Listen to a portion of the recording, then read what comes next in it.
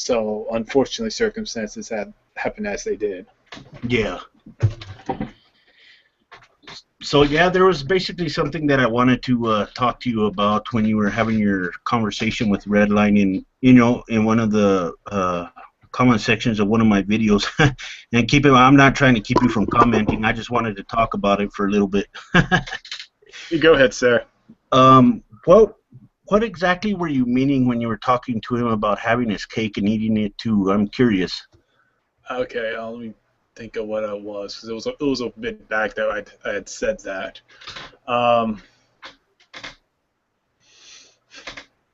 So when did I say that? Let me see if I can find the actual comment I said it on, because that might refresh my memory.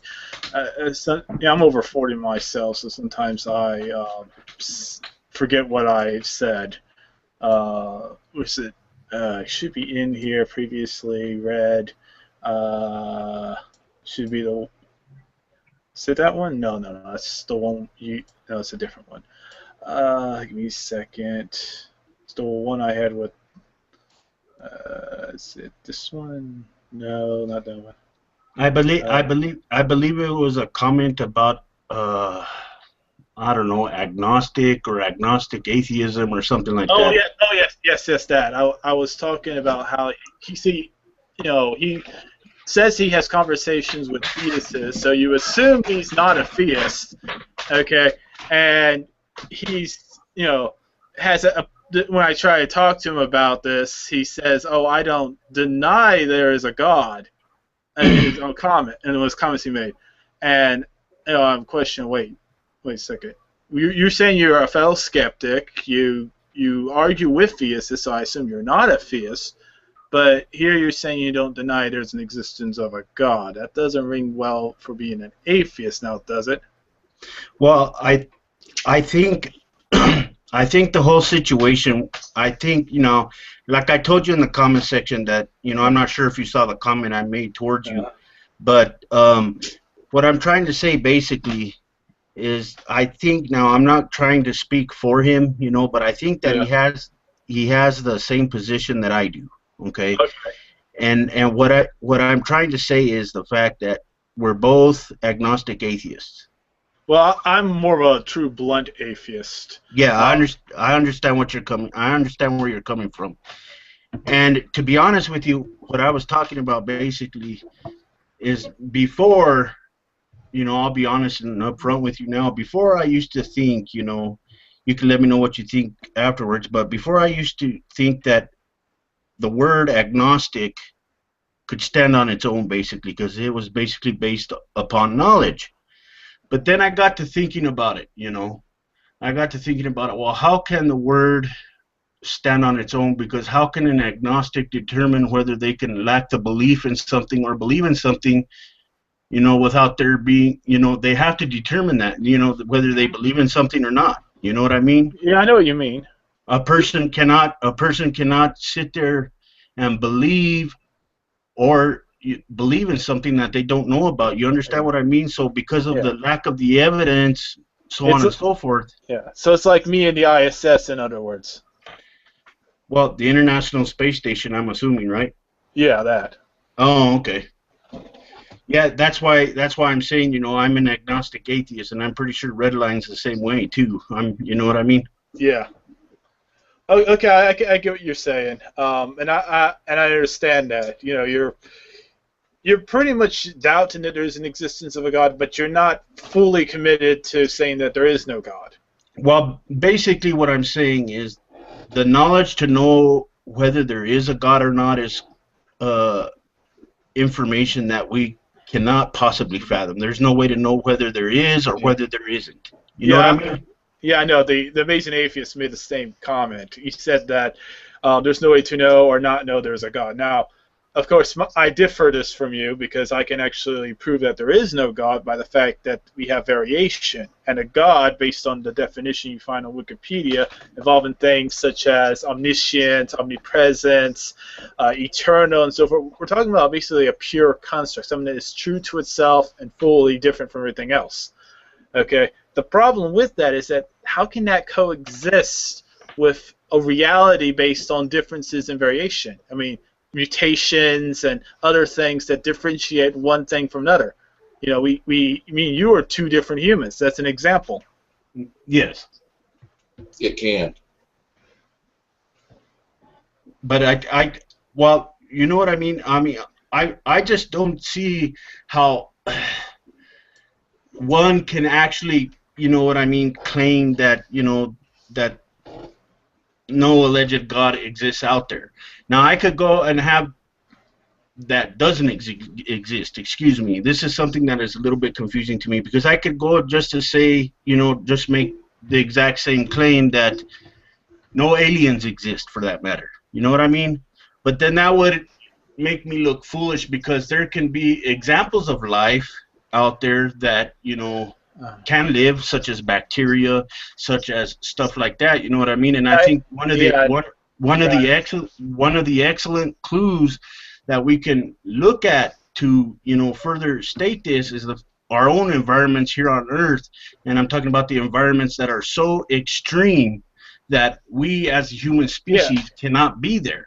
I understand that. There's extremophiles. There's organisms that live deep in Antarctic ice, organisms that live in conditions of extreme acidity, or organisms that I believe they have found that live in the atmosphere or high in the atmosphere or someplace like that. They can live up there. They're called tardigrades.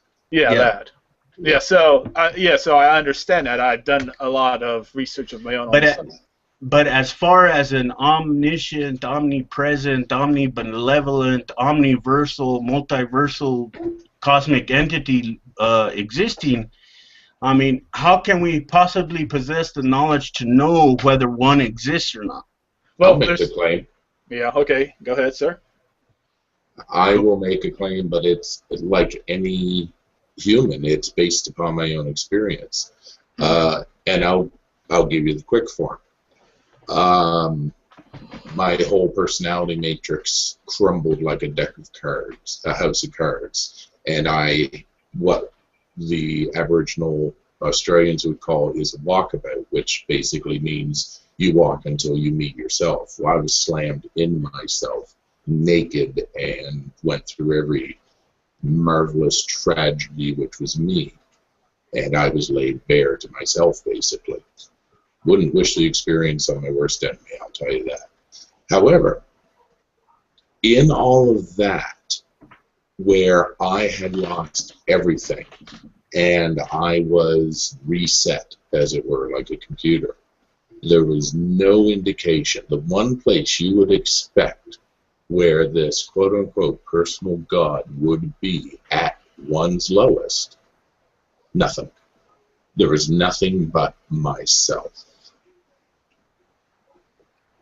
So for me, the question has been answered for sure. Okay, I understand where you're coming from with that. Yeah. Yeah, I mean, I became the every nothing that the quote-unquote Zen space, you know, thought is. Yeah. It was interesting, but yeah. Yeah, well, I was curious to see what your opinion was about that.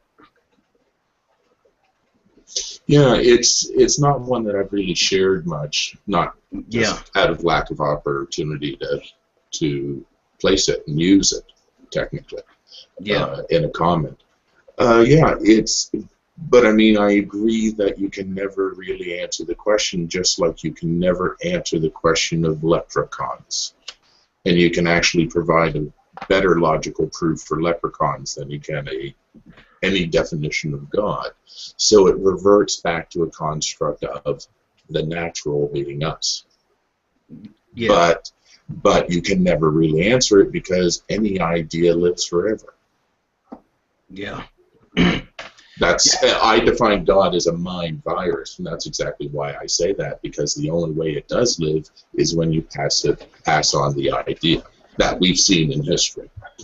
Well, there is a discussion that was brought. The video was brought up. This guy made a video. I forgot his name, but he often makes videos discrediting theism. He has this like little angel figure on his. Skylar fiction. I think so. He He was. I have it saved under bookmarks. See if I can find it. He's good. So yeah, and my recommendation. Anyway. Yeah, he basically tells you that what God is a intuitive nature with oneself. It's a relationship of oneself. The ego. Yeah, basically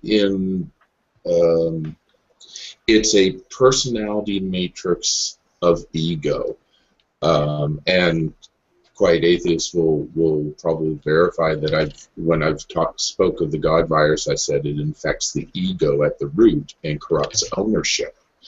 And what I really mean by that is you create yourself a slave mindset where you are owned, therefore everything has to be owned. Because God, and it's instructed right in the dogma of basically every religion. So it creates it doesn't matter mentality, and everything becomes the projection of this master ideal, the best of the best, the ideal goal that your ego would want to go to, and just project the rest. Right. But religion is a tool of the God virus, because that's the methodology, right? That's the skill set, the technical manual, as it were. The big book of multiple choice. Yeah. Let me see if I think I have it right. Well, because, one of the things that I've always said, is that I think that it's pretty safe to say that the universe in its entirety possesses a lot of information that mankind will probably never know in our entire existence. You are safe in saying that. Yeah. And for us, for people to make, claims that, there is a God, or there isn't a God, or there is aliens, or there isn't aliens, would be preposterous to me, because that would in fact make the person allegedly have the position, that they know everything there is to know about the universe. You know what I mean? Yeah, but it is a little different to say there is a God from saying there might be microscopical life on Europa, for instance. Well, we have a 1-to-1 ratio so far on life, right? Well, yeah. So it's possible elsewhere. Yeah. Well, I'm open to the possibility of there being life on Europa. You know what I mean? Just look at the big thick sheet of ice sitting on that place. Yeah. You know what I mean? Yeah. Oh, yeah. And water, they said it might be underneath it, so water means life. As far as we understand it. Yeah. Now I'm not trying to inject or say there's a possibility of otherwise, but I mean there are chemical possibilities of how life, because that is an anaerobic bacteria which has used arsenic or something, and it's variant in its genetic molecule making rather than the typical life of the four that we know. TAGC, I think. Yeah. But I just wanted, I wanted to, to make sure that you guys understand where I was coming from, as far as, you know what I mean, the knowledge about an existence of any kind of deity or some type of sentient being out there. You know what I mean? Yeah. Because as my position, like I said, is, nobody knows. You know what I mean? About anything of the universe in its entirety, and I don't think we as the human species will ever know everything there is to know about the universe. There's secrets that we will never know, and that's a certainty to me, anyway. You know what I mean? Yep. Looks like we got a new guest. To maths too. And it's hello, Keefies. Hey, how's it going? What's up? What's up? But you know what I mean, and that's why I say, that red line, I'm willing to go as far as saying that he has the same position that I do. You know what I mean? I don't know is one of the most honest answers that an individual can have, I think, personally. Yep. And I can verify. I think I can verify Redline's position.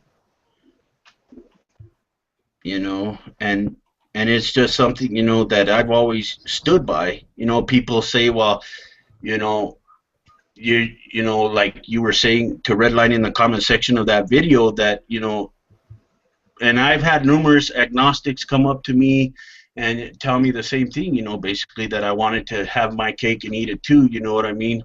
But in Redline's position, he doesn't really believe in a God, I think, you know, and this is something that I've never done before. You know, I don't speak for everybody else, but his position is the same as mine, and I'm willing to go as far as saying that he doesn't have a belief in a God. He doesn't, you know, believe. He just doesn't know if there is one or not, and because of the fact that he doesn't know there is one, he lacks the belief in one because there's no evidence. Well, I haven't heard him actually directly say that he's agnostic yet, so we can't really go so far as to assume that.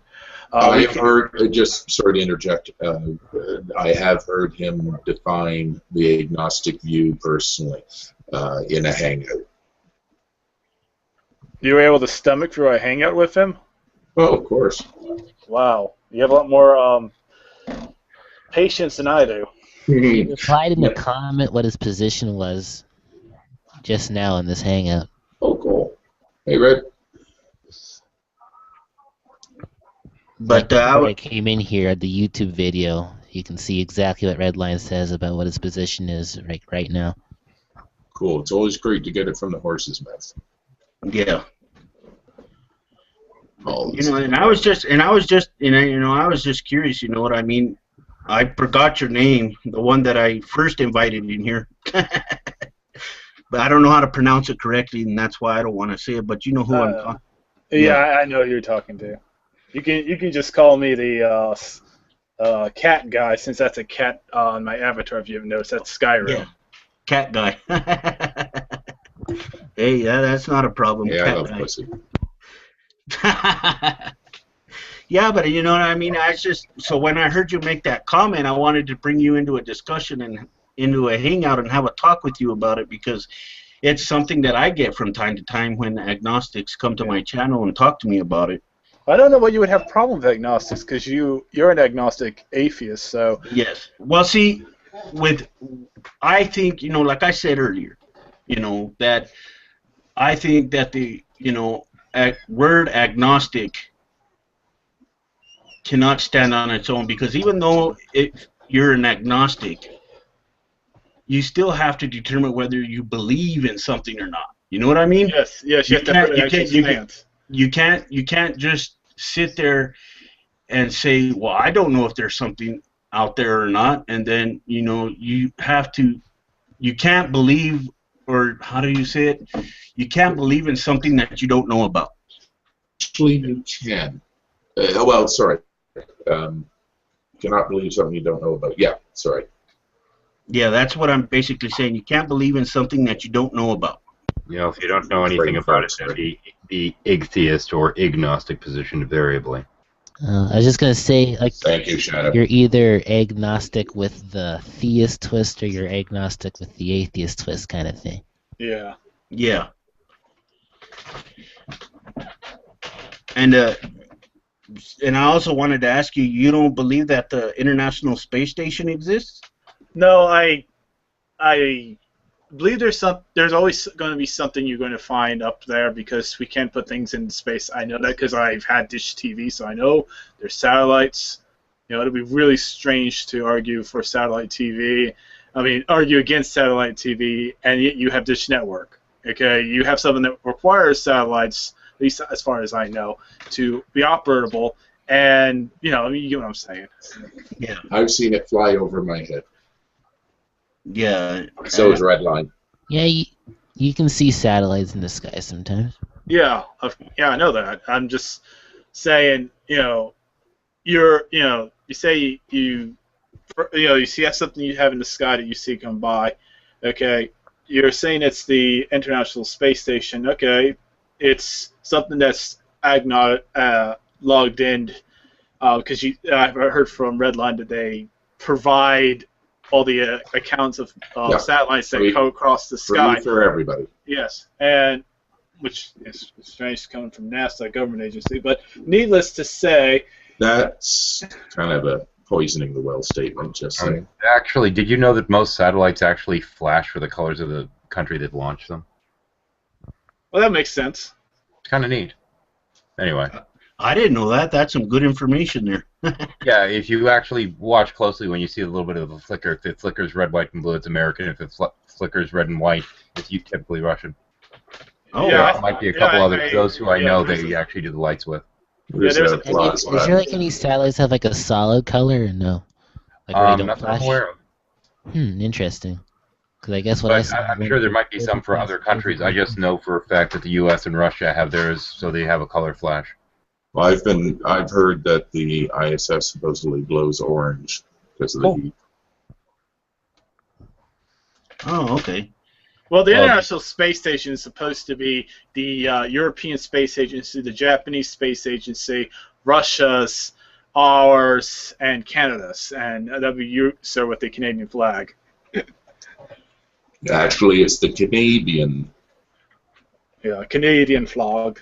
No, No, I'll like put it in the Canada. chat. I'll put it in the chat. Good old Canada. Canadian Yeah, like cannabis.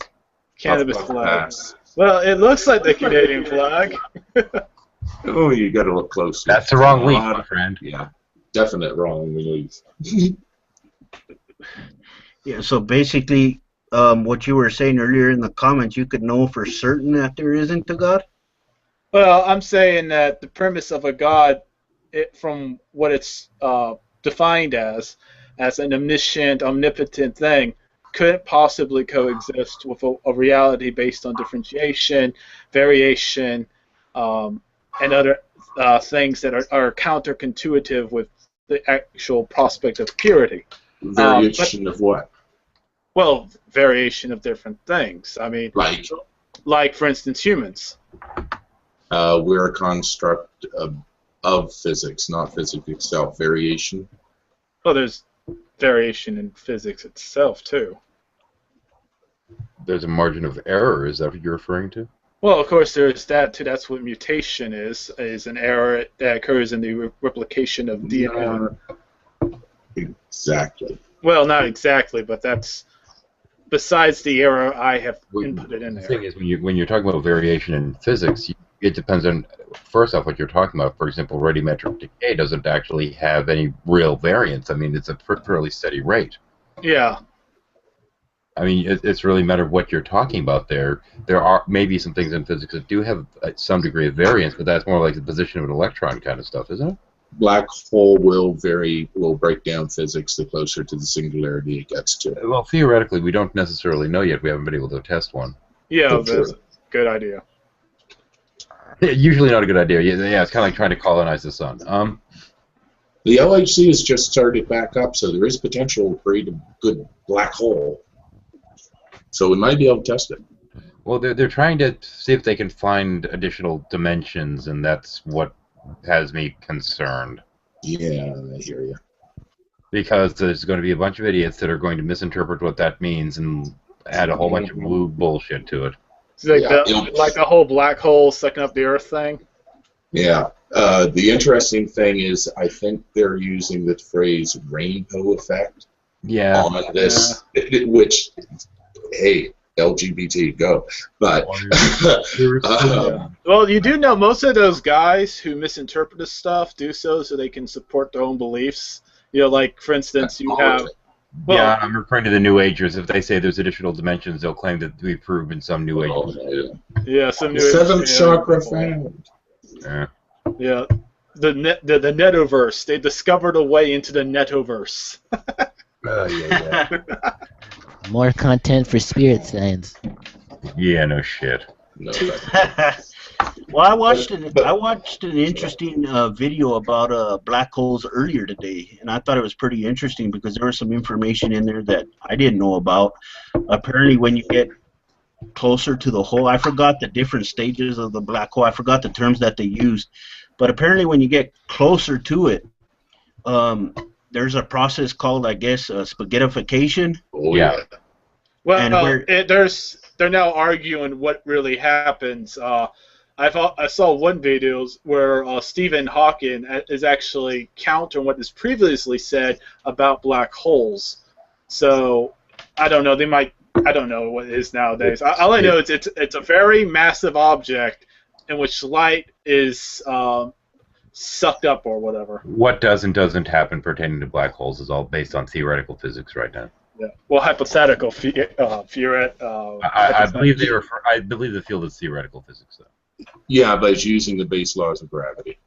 So, spaghettification uses it's gravitational stressors. There's a word for it. So the object that's closer to the black hole is tugged much quicker than the side that's farther away. So, for instance, say that I'm pulled feet first towards the black hole, my feet will be pulled quicker than my head. So I will turn into a noodle before I actually reach the black hole. Taffy. Noodles, yum. Oh wait, never mind. Ramen. That's what's explained on a lot of the different YouTube videos they have. Wait. Would this connect in with the notion of the flying spaghetti monster?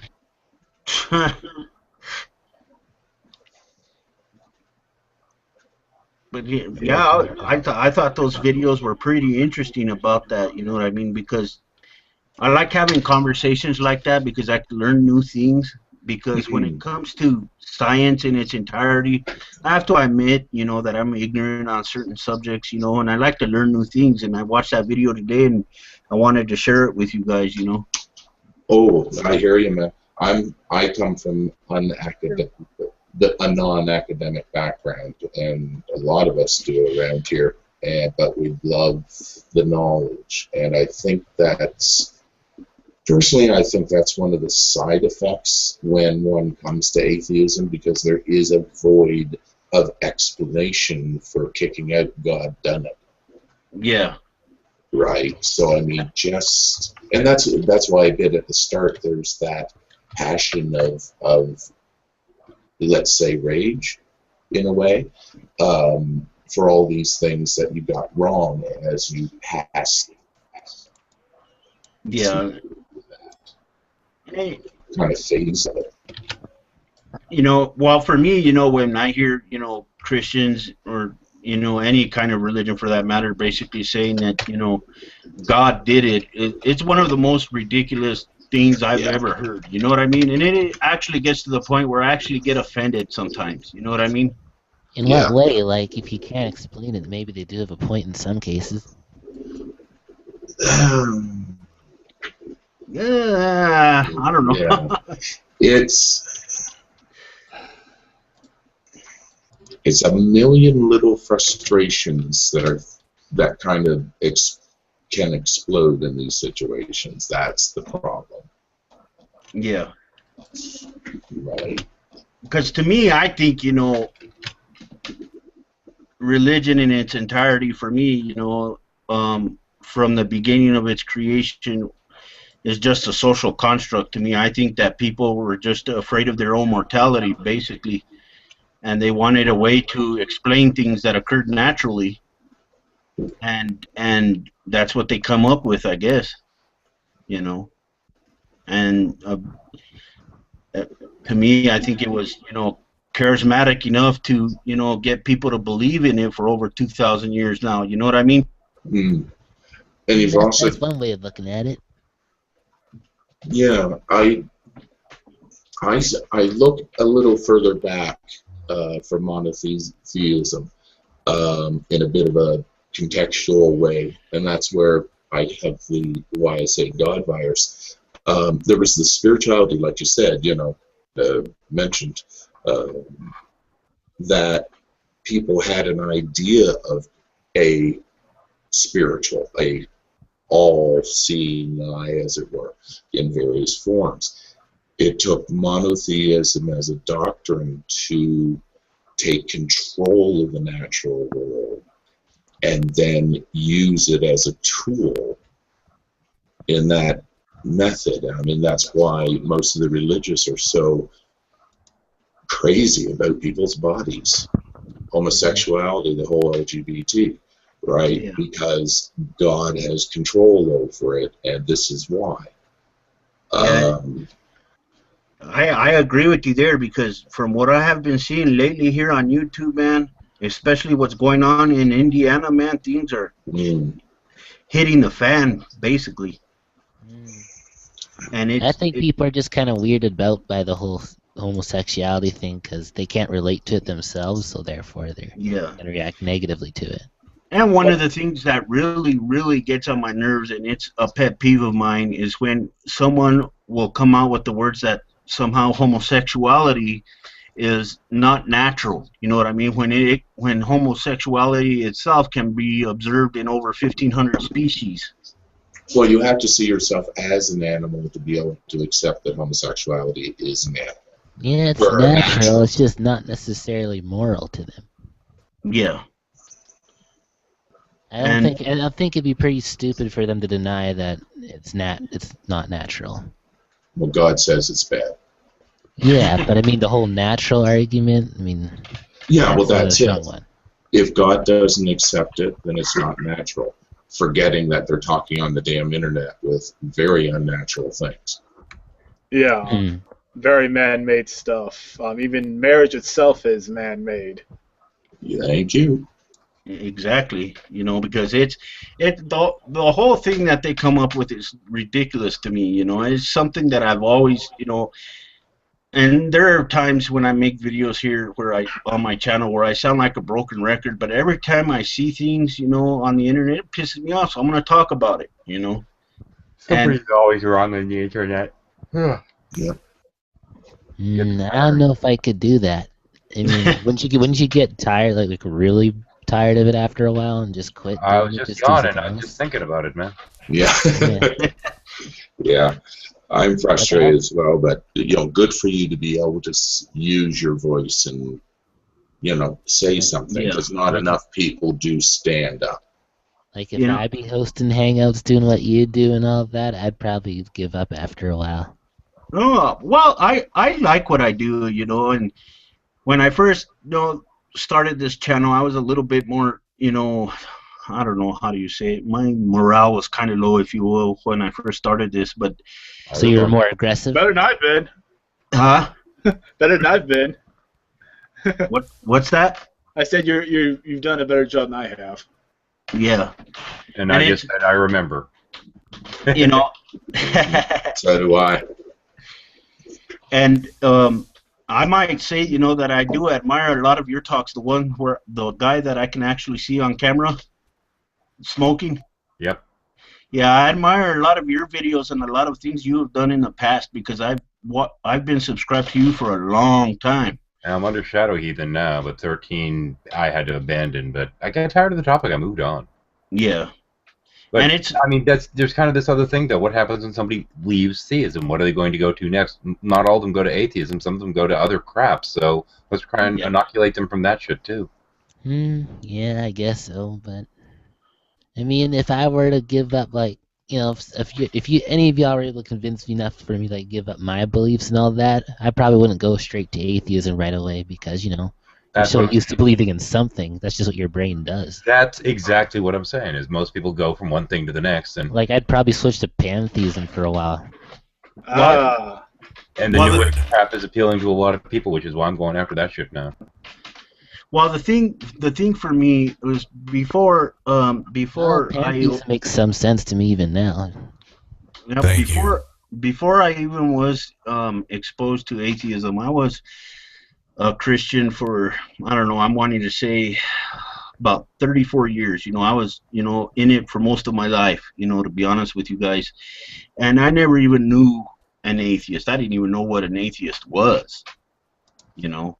And I'm going to say the same thing, honestly, though. I mean, back when I first got on here, I was going after Scientology because I was helping the protesters and shit.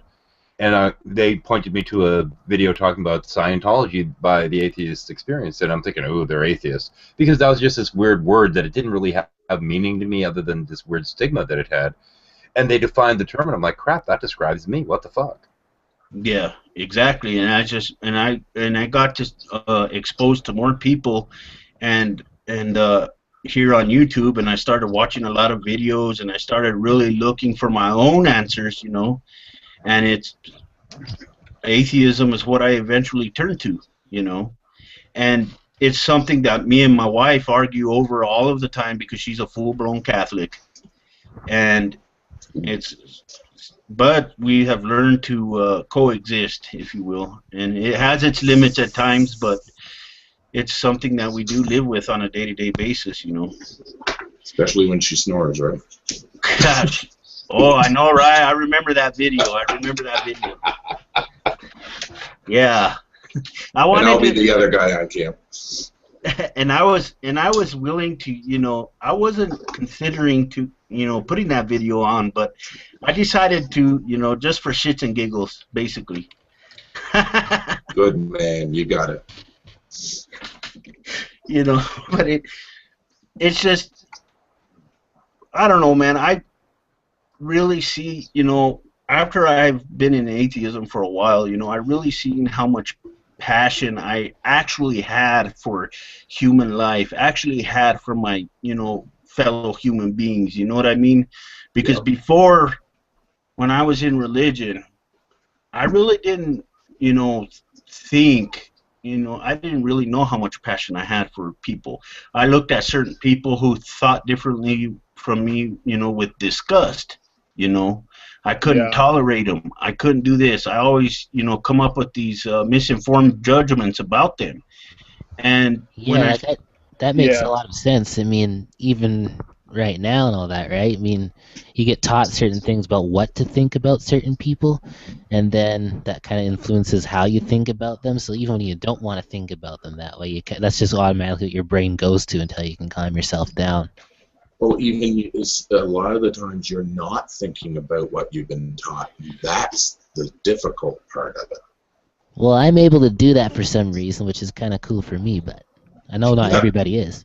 Yeah, not everybody can, but a lot of religious people don't even hear what's coming out. Oh, that's they don't something even that know you might what's have. feeding it. Like, the interesting thing about me, which is why I like to be a social commentator, is that I can see everybody's perspective despite the fact that I might not be that myself. Exactly. And I used to be that way in the beginning too. I used to just, you know, comment on everything that I saw. But I said, well, wait a minute, I want to offer my own opinion into the discussion, you know, and see what happens, you know what I mean? And if there's something that I say that it's incorrect, I'm completely open to correction. You know, I'm completely open to the idea of people, you know, correcting me on things. Yeah, it's just giving your 2 cents worth. Yeah. Yeah. Yeah, well, I tried to correct Redline. He just absolutely bloated on me. Oh. Hey, Are Zach, you sure you're correct? Can I jump in? Well, Zach, I got a weird question for you. A little bit off the beaten path. Now, I mean, I know there's a lot of different videos up there of people with their satellites from 10-inch onward and upward and downward trying to track the space station, and there's a lot of videos up there of that. But if I could say at some point, and I have to check because I don't even know where it goes in terms of trajectory, if I could talk to a associate of mine up in, say, Washington State, that I think he's up in Washington State right now, up by Seattle, I'd have to check to see if he's still in that area. If I could talk him into, if you were ever in the area, letting you look through the telescope and see it with your own eyes, would that convince you? Well, if I can look into it and see, let's say you have a friend who works on the International Space Station. No. He does astrophotography. Oh, okay. I'm just portraying a hypothetical story. Okay. Say there's a guy who works on there who's working on there named John Bim, okay, and you were able to take an image from the Earth to the space station, seeing John Bim out of say there's a window or something that because I think they have windows that you can see the Earth from the International Space Station, if I'm correct. That'd take one hell of a telescope, dude. Okay, but if you did, it would be solid evidence. That the space station exists? Well, no, well. Or is that not what you're contending? Well, see, there's several. See, I'm hard to grasp it around it because even if you have an object in that that's right, say there's a precise light that goes around the sky, exactly stated to be the International Space Station. you were able to zoom up and see the actual structure of it. Well, the International Space Station has an actual purpose to it. It's not just an object; it's also a purpose and reference of that object. You know, it's used for particular. Basically, so just looking through a telescope and seeing the structure of it isn't enough for you. That's kind of what I was asking. Well, I'm just saying you could be seeing something that is, something else. You know, it is a satellite. It is in space. It is resembling the International Space Station, but what if it's something else? Something like something else that's maybe secretively being used to help the United States. Hang on, I don't want to go like superly far off the rail. It's just that I have a friend that I might have been able to talk to that if you're ever in the area, he could hook you up with a telescope and let you see it with your own eyes. I was just wondering if that'd be enough. The answer is no. That's all. Well, down the rabbit hole we go. Yeah, I don't want to go down a rabbit hole with this. I'm just saying that it could there's projects at work. Problem is you can do that for everything. You can but get lost. The thing is, it's not really that important, though. So why even? No, you're right, and we don't want to go down that rabbit hole. I don't want to go down the rabbit hole. I was just wondering if I could hook you up with somebody that could show you through a telescope, if that'd be enough. That's really all. I mean, there's one hangout I actually had to stop myself from going in because I know how deep that could get. Did you see the whole one about demon possession? Oh, actually, I was listening to a few minutes of that and kibitzing in the sidebar, and unfortunately the person I had in the hangout didn't repeat it. I was very upset. Oh, okay. I know better than to just get myself involved in stuff like that. Well, yeah, but I have some something that is plausible though, because if it's say something that's used for surveillance that may be helping out, because we are trying to surveillance. There's issues with our communication. What I've been told. No, out of the rabbit hole. Get out of the rabbit hole. No. I want to grab you by the tail and pull you out. We weren't going down the rabbit hole. I just wanted to know if hooking up with a friend of mine would help. That's all. That's all. Okay. Yeah. All right. It's the quiet atheist hangout. Yeah, I was not. All right. I Quiet. I was just pulling to an alternate rational explanation. That's all. You don't have to go any further. We'll just. I don't want the rabbit hole. What I was going to say though is, in terms of the demon thing, the conclusion of my last Power of Wu was actually referencing that, and the term daemon technically comes from the notion of the soul being put into the child through the mother. It comes from an old Christian belief, and the Christians co-opted it. Weird. Well, just as a believer, I do believe that they exist. I just didn't want to get into that because it's kind of creepy, so I just decided to join this hangout instead. Yeah, no such thing. Hey, listen, it's not creepy. I used to be a spirit divinator. Oh, boy. Yeah. Oh, yeah. I was deep into it. See, he knows what's going on. Oh, I know what you're talking about, man. I was very accurate in my psychic readings, just saying. But I know what I was doing, right? I was reading faith, micro-expression, body language. I led them there. I mean, I can go back in my own memories and relive the whole thing, and it's like, oh, yeah, I did that. Okay. Yeah, you realize it was bullshit given time. So if you realize it was BS and everything, then how do you explain the demon thing? There's some pretty creepy stuff out there. Oh, yeah, I saw a demon hovering over somebody, and he confirmed that he saw it in his room. And if you had both describe it without independently, without either of them hearing what the other one had said, they'd be completely different descriptions. And that test has been proven over and over and over and over again. That's the problem. Studies. Because it's a psychological construct. It doesn't actually exist in reality. And it usually takes two. That's why one of my personal mottos or quotes is, it only takes yourself to go mad. To go crazy requires other people. Yeah. It's like that shared delusion thing. I have to look into that. Yeah, and that is what people falsely think is the cosmic consciousness, is because they're unknowingly, through body language and everything, sending back and forth information like crazy. Interesting. Yeah. Keefes, is it, or Keefs, or how do you prefer? Keefes. Yeah. Someone head over to my channel and check out my Power of Wu series. It's the 4th set of videos. It's Power of Wu 4A through C. Okay. It's actually addressing this video done by a New Ager that's entitled "Angels and Demons," and it's talking about this old notion called tulpas and thought forms and what have you. It might shine a little light on what we're talking about. Alright. I'm getting your channel link now. I appreciate it. Well, I had a question. Didn't there some point in time, a long time ago, where people thought, you know, that when they saw people having seizures, they thought it was demon possession? There's Yes. people that still think that. There's like a book I read that said that this person like cast a demon out of somebody, and it was like the demon of epilepsy. So Yeah, I used to do channeling. there's also people that. Well, I have a series on that too. And the link is inside. In any case, yeah, the things like that, as well as disease and what have you, there are still people that promote all these things as being demonic in origin. Yeah. I mean, Even people food. believe a lot of weird stuff pertaining to that, and it's weird because the root of that term was supposed to be for anything that comes from outside of this world, and it later morphed into this weirdness. I mean, things like jinn and what have you were all under that category once. Heck, angels would have been technically. Well, it's kind of also kind of how the Spanish for what was it got translated into the image that they use for Lucifer now. Diablo. There we go. Well, Diablo is technically, if you go back to the Greek, means one acting in the place of the Hasatan, and well, I'm not getting into that necessarily.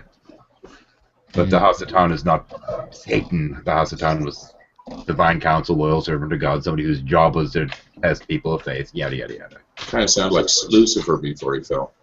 Well, that's the king of Babylon, and that's been retconned into being the devil too. Cause yeah, when it Well, comes, that's the same thing they did with the god that the Babylonians worshipped called Sin. They turned that into something, you know, was a synonym for, you know, something absolutely negative, you know. And the I mean, pentacle. don't think I haven't been doing research or anything, but didn't like the Israelites themselves, like, didn't they have like 3 gods back then? And just kind of evolved into this one. Well, they used to refer to their god as Adonis and Bali, and Bali, which is spelled out, well, it could be spelled, I should say, B-A-L-I, is very similar to the Canaanite god Baal, which is spelled out B-A-A-L. Of course, that's using our letters, but the pronunciation is similar. Yeah, there's a strong pronunciation with the L. L would be the stronger connection, seeing as in the early writers of the Bible there was the Yahwist as well as the Elohist. Yeah. But you can't really argue out that there might be some sort of relationship between the Canaanites and the Hebrews, since they're right next to each other. Well, the Elohim actually translates out as children of El, so yeah.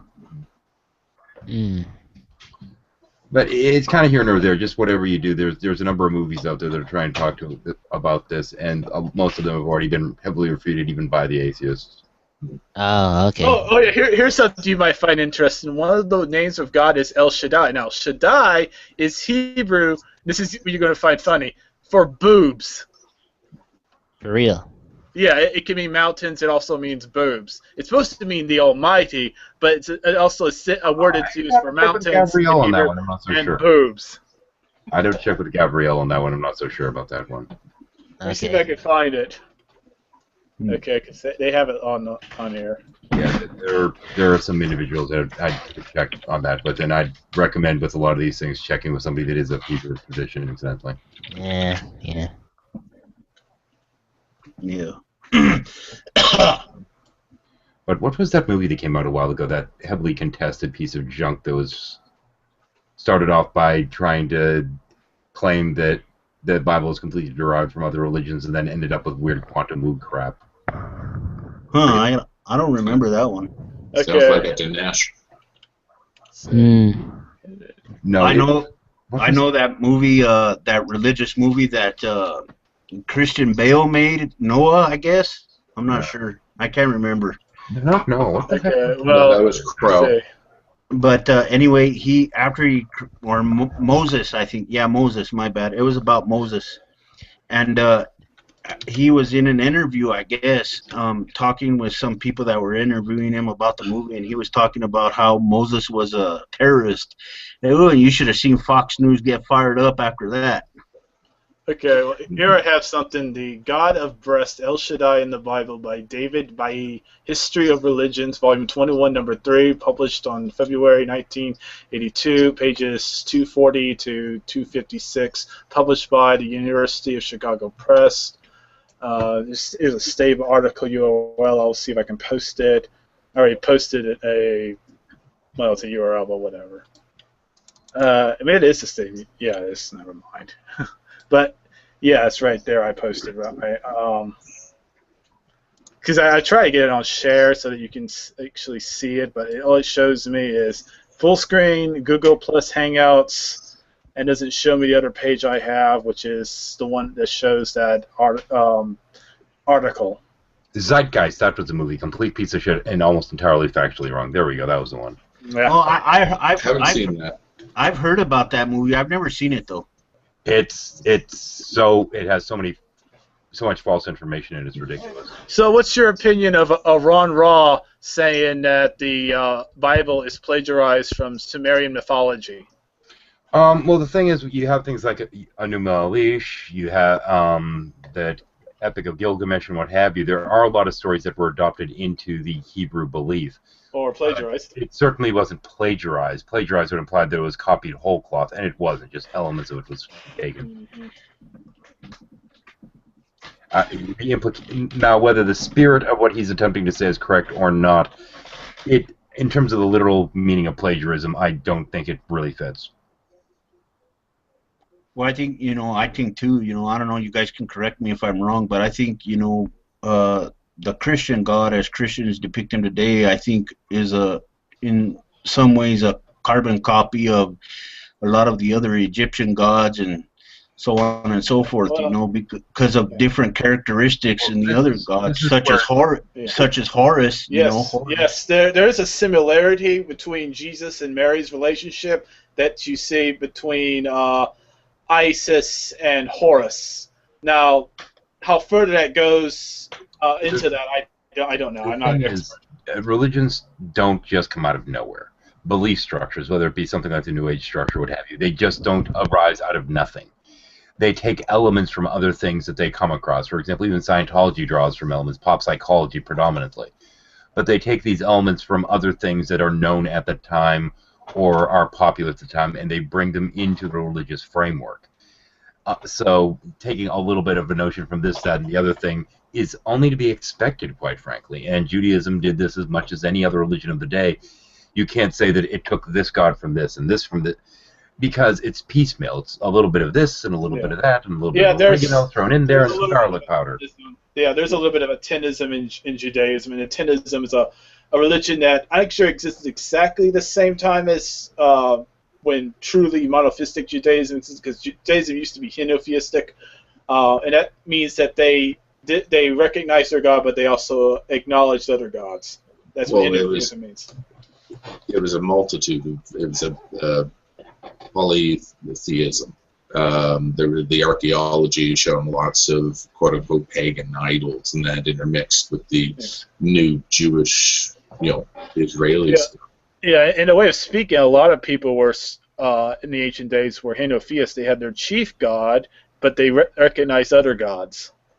I mean, really, realistically, a lot of it is that you have stories from all these different cultures, and when you have the religion forming, people will bring in the stories from their own old cultures, and that'll be incorporated into it.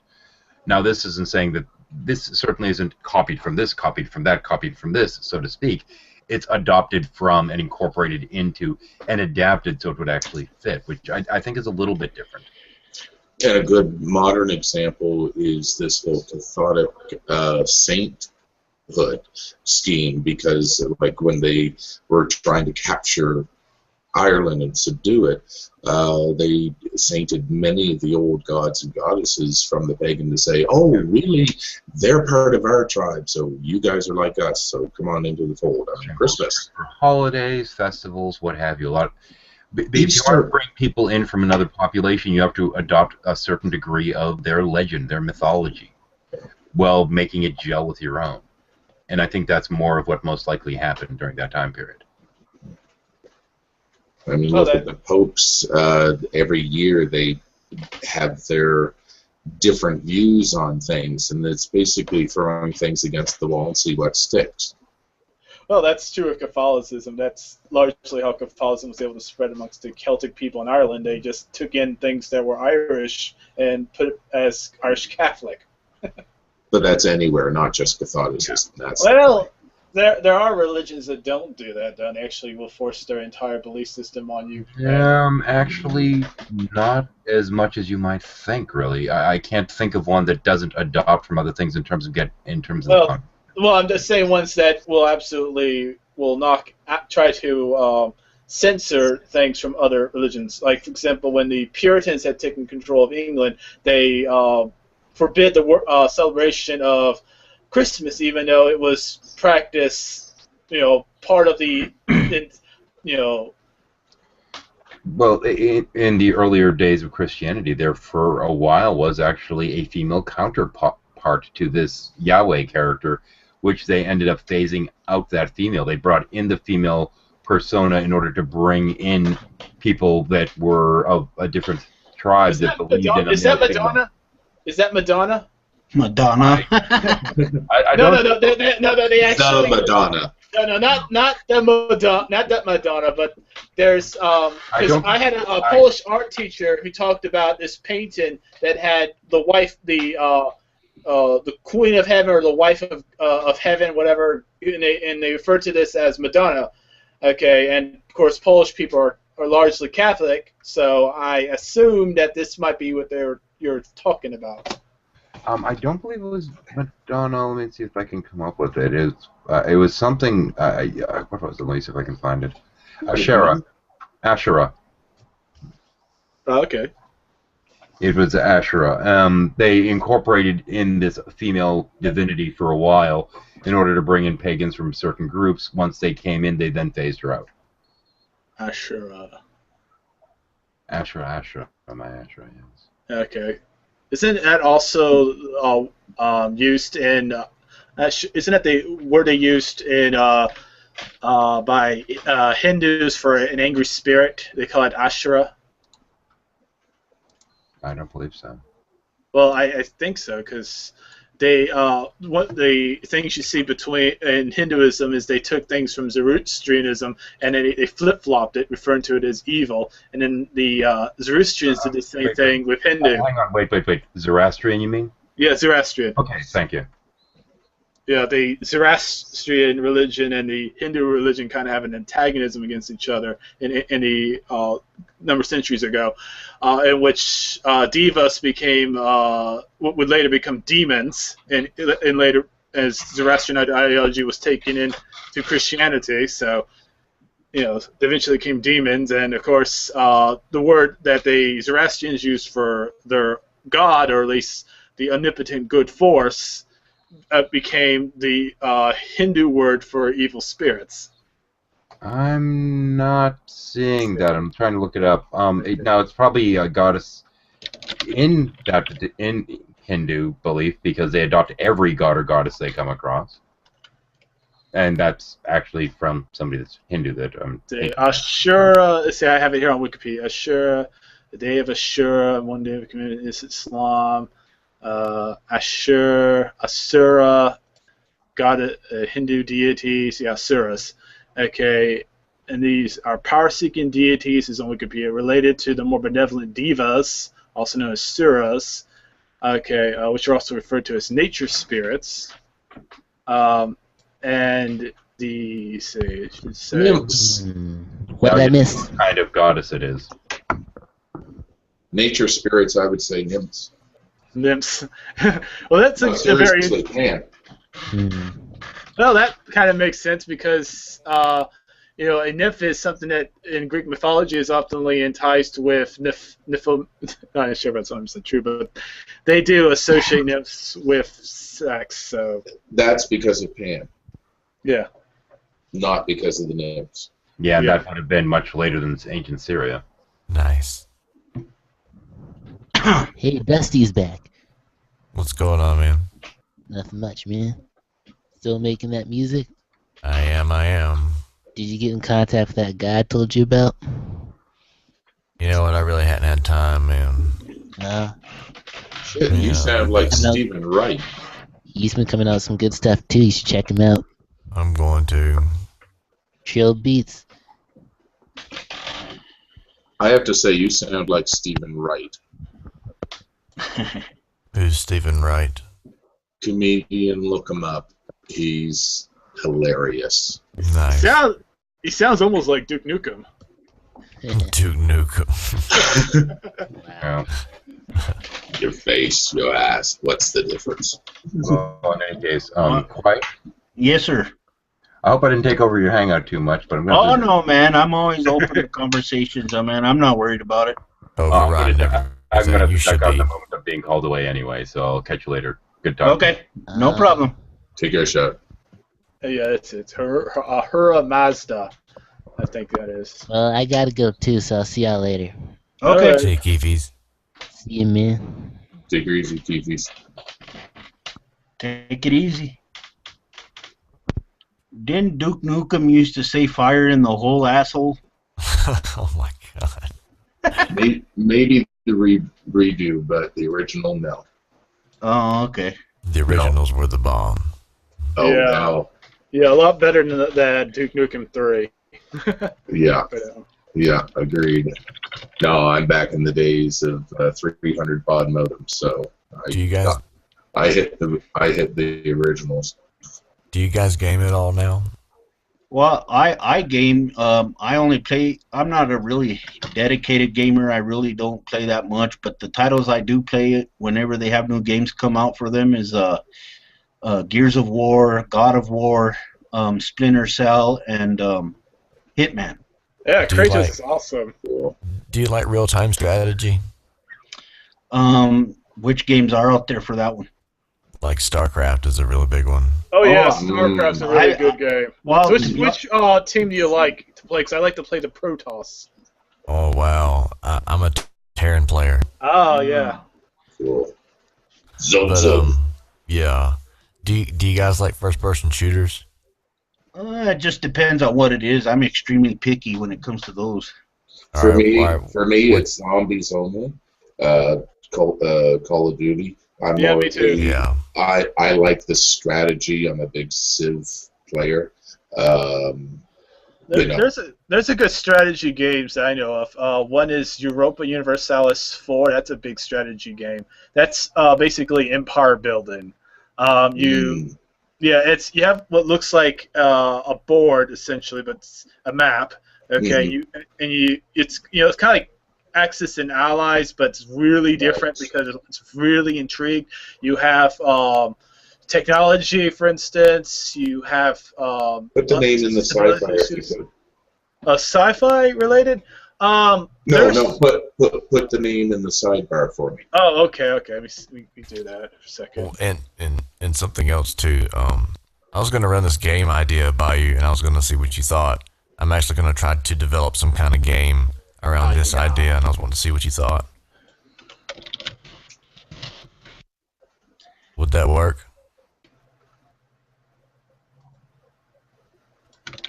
Thanks for the name. The Europa. There's a play. Let's see, a full Elder. We just put that in. Just found me someone who has. Here we go. Intro to play is to Timorous. This will show you what it looks like. Second, it's load. Okay, add to video.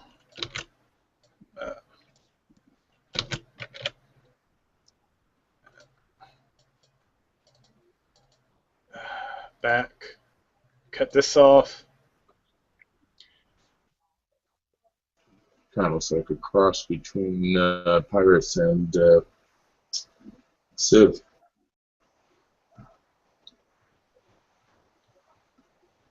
But if there's anybody else out there in the comment section who would like to come in, I think I left a link in the description or the comment section down below. Feel free to come in if you want. On the original G Plus link, yes, I don't see any in the comment section though. Oh, It may be in the description, but I don't think so. oh, okay. Would you be able to do that for me? Because I haven't been able to figure that out yet. I'm stupid when it comes to that. Oh, Hey, it takes time. I'm actually started plowing my way through and stumbling my way through streaming to YouTube using OBS software. So. Okay. Well, this right here, can you see this here? The video that I have here. Are you able to see that? No, I didn't see anything. Let's see. Is it up now? No. Share. Come on. I have it up here. Why is it not showing? Because I have it on here. Pick the wrong screen for share screen, and the link has been posted. Oh, so the link has been posted. Okay. But it's not showing it, is it? No, because I don't see anything from this end.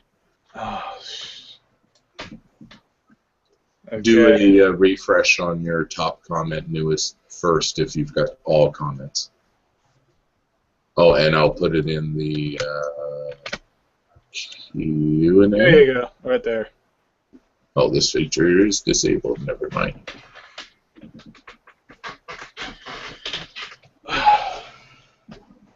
Well, it's a addicting game, I have to say. It's really addicting.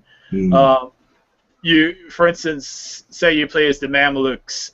Okay, in order to declare war, you have to have certain access features for that. So you need to make a claim, and you can declare war on another country you have a claim on. So if you have a claim on a province, and say you have a claim on Karaman of Turkey, for instance, of the Ottoman Empire, you can declare war on them, and maybe if you have a large enough army, but you have to, of course, build that army, so you have to build soldiers, cavalry, and cannons. Yeah, no worries. I'll check it out on my own.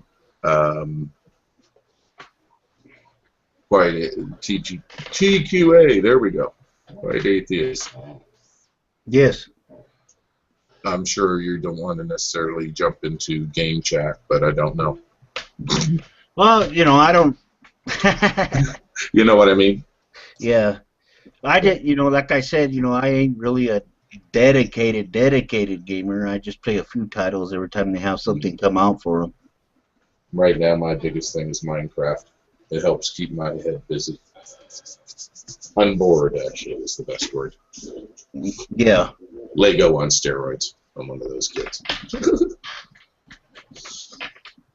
But no, I like the strategies because I kind of was inundated with things like Risk and Diplomacy and the old chit board games like Axis and Allies, Squad Leader, Panzer Blitz. There's also Crusader Kings too. That's another one. Crusader Kings differs because that one is about it's more enticed on family and dynasty. So if your family dies out, you die. It's game over. So you have to continuously have heirs, and it's a little more intrigued because it has to do with interpersonal relationships while you're trying to conquer all of Europe or whatever. Yeah, my brother wasn't into those. He wanted just to blow things up and kill things. So, took what you got. But at that also, I have to say I've got to head out. Sorry to say. Yeah.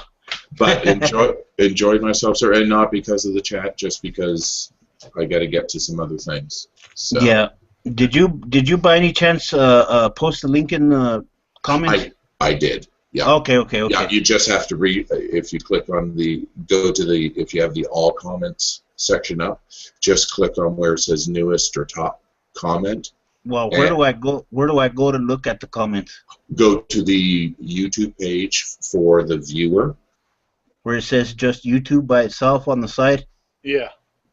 You click on it, and it will, and I think it will download itself application-wise on there, and then you can click on it again. And post videos.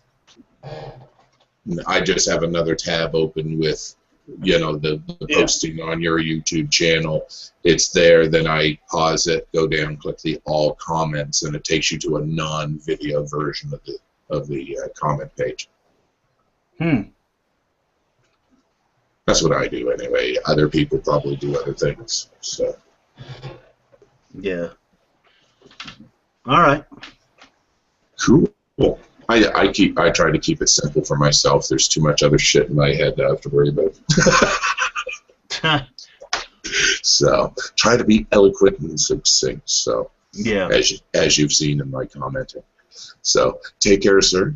Enjoy You do the the same. time, and again soon, hopefully. Yep. So, was there anything else that you wanted to talk about? Well, I don't know. I was, trying to fit in. I guess I'm not the best conversationalist. That's, I don't really have any friends, if you must know. So Oh, okay. it's not. It's well, it's part of it because I was busy with my studies while I was in college, and part of it's because I find difficulty to find someone I can hang out with. Yeah. Yeah, I just wanted you to come into the hangout so we could discuss that situation, because And thank you for discussing with me, because now I think I can understand it from your point of view a lot better. I still don't like the guy because he interrupts someone talking to him, and he likes to he's I don't know, he actually has OCD in my opinion, and that's only because I know a lot of people with OCD. That's a obsessive compulsive disorder. Yeah, I myself have OCD as well. Well, I haven't noticed it, sir. I haven't noticed it from you. Well, I'm pretty much, I try not to impose my nasty little habits on everybody else, especially when I'm trying to talk to individuals. You know what I mean? Yeah. But here at home, I don't know. People do the smallest little things, and it gets on my freaking nerves, man. I tell you. Yeah, I understand that. I had someone who talked to me like how she get really upset about the smallest things, but big things she somehow pass by her, but she gets upset with the tiny things that happen. Yeah. Yeah, and to me, I think, one of the things about Redline that I do admire about him so much is the fact that he's very passionate in what he does. You know what I mean? And when he engages someone in a discussion, and I've seen this many times, I could see the passion, that he has for what he does and the work that he does. And, I can't personally, judge whether he's acting out of turn or whatnot, because I don't like, to talk about that particular situation unless the individual is here to actually speak on that issue. You know what I mean? I understand where you're coming from. I just don't like him at all. Yeah. and it's just something that, I don't know. People are really passionate about the things that, and I can't fault an individual for that, I really can't, because I'm passionate about a lot of things too, and I know you were passionate to bring up that how your view of atheism and agnosticism, and trying to explain that to me. Yeah. And that's when I saw that in the conversation that you were having with Redline, that's what I wanted to call you in on, because I wanted to share my view about the whole situation. Yeah. And as far as that, because I saw the videos that you had, the discussion that you had with Redline. Yes. And I wasn't going to comment on that because I don't know. I think that I'm not qualified enough to. You guys obviously know more about that stuff than I do. You yes. know? Well, yeah, I'm not an expert on a lot of things, I have to admit. There's a lot of things I don't understand or don't know. But I try to get with him to understand his way of thinking, and the way he went about it was complete antagonism towards me, calling me a dumb. I don't want to swear, but it's a dumb F word. Yeah. And and I try to say don't try to antagonize me, man. I don't like being enemies with people. I don't want to have fits with people. I don't like raising my voice because I'm not of the best health situation to be in a stressful situation, if you know what I mean. Yeah. So I don't like that. Yeah. And the thing, the only thing I have to say about that, the most that I'll say about that without Redline being actually in the hangout is, you know, like I said before, he's very passionate, you know, and those are just one of the few things that I admire him for, because I often look at people on how they discuss things and you know, engage in conversations, and one of the things that I picked up on that I admired about him was his passion for discussing things, you know. And a lot of people, you know, with their passion, they get loud. They do, you know.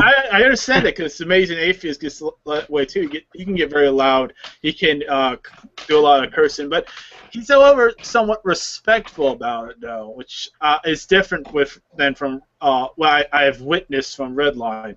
Even though there's people who are worse than Redline, some of the people he hangs out with, not you, but I don't mean anything by that, but there's, you know, people who otherwise he hangs out with. That this one person I was chatting with told me to just F off, even though this was not his chat place. You know, there's a chat I was with him with, that was on his own thing. I didn't have my mic with me, and you know, and of course that's my fault. But the guy I was chatting, because there's 1,000 other people or a whole lot of other people chatting, it's a lot more civilized than the conversations that we've had on your chat place, because there's usually only one person talking.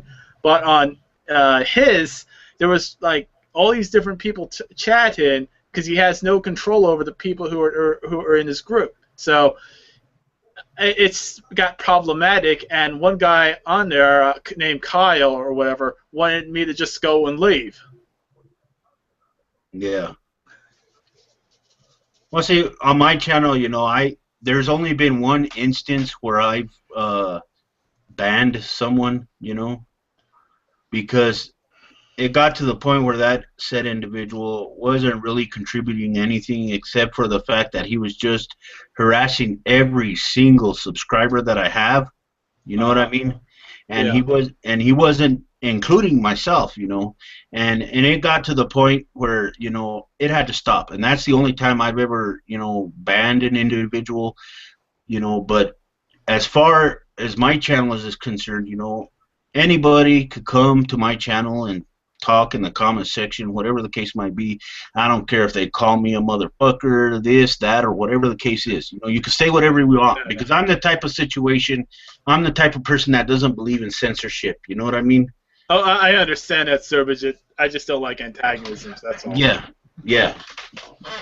And I don't, you know, I'm not even, you know, going to, you know, speculate on Redline's position. You know, you know, but that's something that he'd have to talk about. But that's my position as far as I'm concerned. But, you know, I mean, the thing about Redline is, you know, I admire him for a lot of things, and he's really passionate about what he talks about and what he does in his everyday life. And so, you know, those are things that I admire, because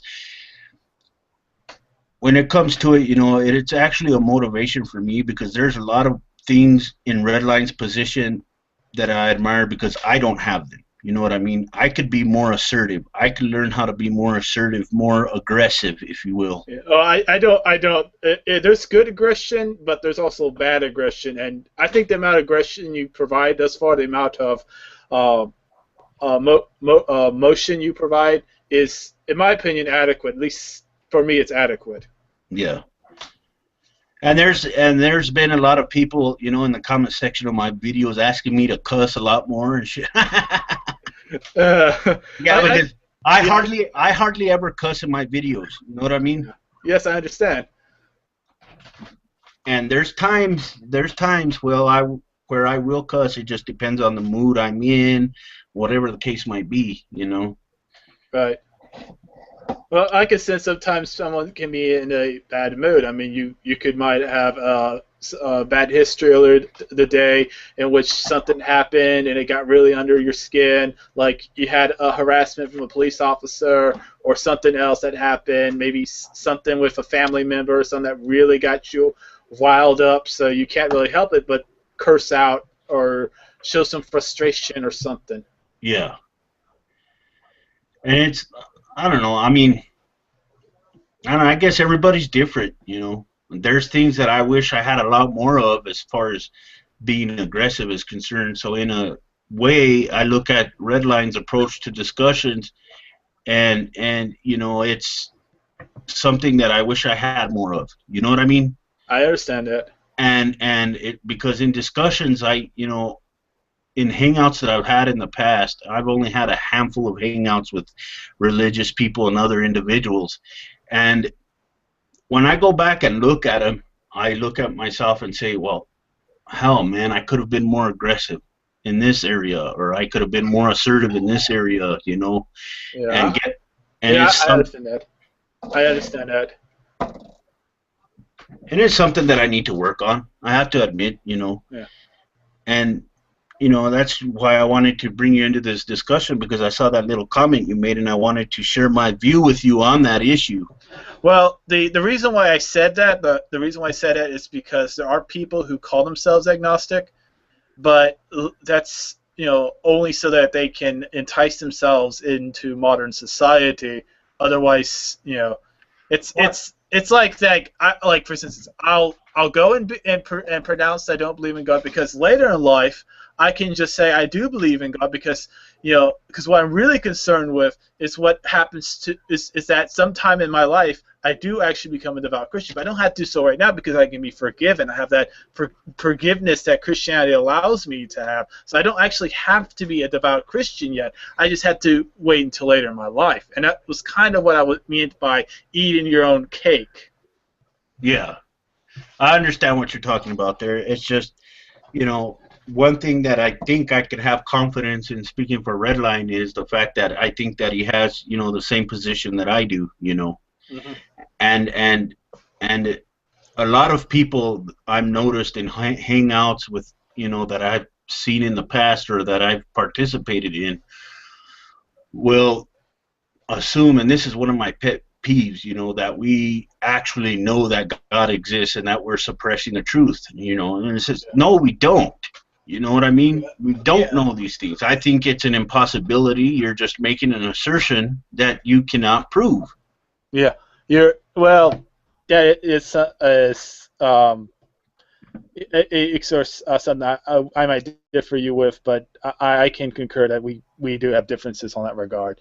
But nevertheless, I don't really think he's agnostic like you are, sir.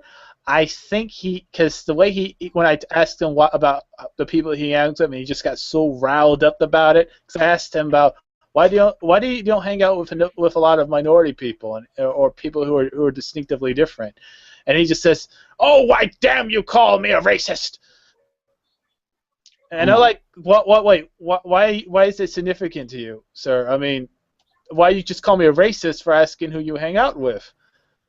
Assume you A, not care if it's not important, B, you know, ignore, or C, saying, you know, there's a lot of people who I hang out with, I just don't take track of who they are, and you really just can't say that. But, you know, he just gets really angry about it, which it seems a bit of an issue he has on it, but I don't know. I mean, it sounds like, because he's from Florida, which means that he's from a state that's highly conservative.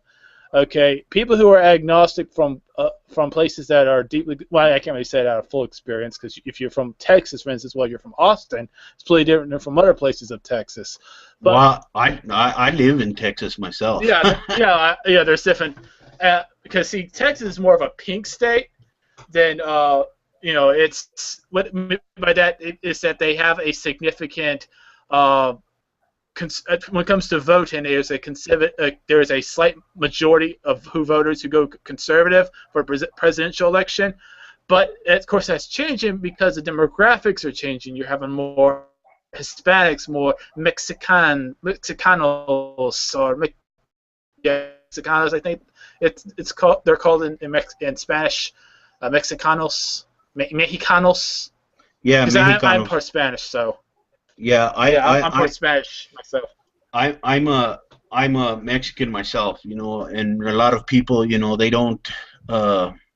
One of the things that really offends a lot of people is that, you know, I'm supposed to be this grade A Catholic, you know what I mean? Because a lot of my descendants are from Mexico. Well, what's funny thing you should tell them is that a lot of Latin Americans are actually agnostic or somewhere on that line. They're not all devout Catholics, and of course the reason why is because a lot of them have problems with the Catholic Church. In fact, you can even bring up historical, because I learned this from Spanish history from Dr. Holden, is that who teaches history of Spanish, is that the reason why each of the Latin American countries made the Catholic Church the state religion wasn't so that the religion would control the state. It was so the state could control the religion. It was so that there could be liberty, liberal ideologies and principles could be presented in Latin America. Yeah, and you know, I don't know. See, the thing that I really dislike here in Texas is there's a shit ton of conservatives. Oh yeah, there. And I mean, they really cause a lot of crap over here in this state, man. And me myself, I don't know what your position is, but me myself, I'm a liberal. Yeah, I voted for the Democratic Party several times. I would consider myself someone who's very difficult to be defined, but I tend to agree with the Democrats on most issues and liberals on most issues. Like, for instance, this whole thing about being against gay marriage, for instance. Yeah. Why? Why be against that for? I mean, first of all, marriage is a constructed thing itself. It's not natural. Yeah. It's something that, you know, it's something that, you know, that bothers me the most, because I often hear Christians talk about, you know, well, you know, God is the one that created, you know, the institution of marriage, and I go, no, that's bullshit. Yeah, man created the institution of marriage. Yeah, and it's something that's ridiculous to me, you know, and so when they want to, especially here in Texas and especially in Indiana now, where all the buzz is coming from. They want to do all of these things against the LGBT community over there. Yeah, did you know that Indiana was once controlled by the KKK? I didn't know that. Yeah, the KKK once controlled Indiana politically until one of their lean members was caught defiling and cannibalizing a young white girl. Oh, wow. Yeah, and that was in the 1920s.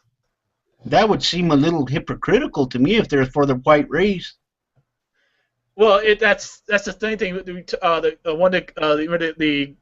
The guy with the cannabis flag was in here talking about how religion is often used as a vehicle to put this disease in people's heads. Yeah. Yeah. Well, that's kind of what. To see, racism works the same way as in religion, in my opinion. It has a similar sense of purity. That's why my view about God is different from yours. Is that purity cannot exist, and it's really just a lack of acceptance of diversity. It's a way in which you perceive there's only one truth answer, and everything else is wrong. So there's only the white race, and everything else is wrong. We actually have a word for that in Virginia and in other places in the South, with those type of people. We call them WASP, which is white Anglo-Saxon Protestant, to differ them from other people who are either of lighter complexion, who are like you and I, who are not Protestants, because we're not Protestants, yeah, or chiefly not Anglo-Saxon, like yourself as a Mexican. Yeah. And, you know, one of the, you know, on this subject with Indiana, man, you got the Christians over there that are so hell-bent. And to tell you the truth, I don't know if it's under attack or anything like that, but I've been bombarded with Christians, even here on my channel, and in another video where I talked about these issues, you know, about Indiana, saying, you know, well, basically, you know, they had every right, you know, to refuse service to the LGBT community, that little pizzeria place in question. And what pissed me off about the whole situation is the new video I made about those Christians raising up over $800,000 for that pizzeria in question, because, you know, because of everything that went down. And I read up on some more information about it, you know, and the people that owned the pizzeria were obviously Christians, but they had lied about being barricaded in the pizza shop. They had lied about being barricaded in their home, where people were surrounding them, threatening to burn their homes down and everything. but yet these Christians are so dedicated in spreading this nonsense despite the evidence to the contrary. And it's like, dang, you know. And I keep telling them, well, if I'm discriminated against, would you create a GoFundMe account for me? You know? Yeah, there are a lot of messed up people. That's why, you notice about the whole flat earther thing, which is something that Redline was arguing against. Now, I agree with him on arguing with those people. I try to find common ground with people who I dislike, and I did with this other person, but he's just absolutely attacked me just because I was there. This wasn't Redline, though. This was a different person who I was discussing with, and maybe I got too driven because I try to talk to people who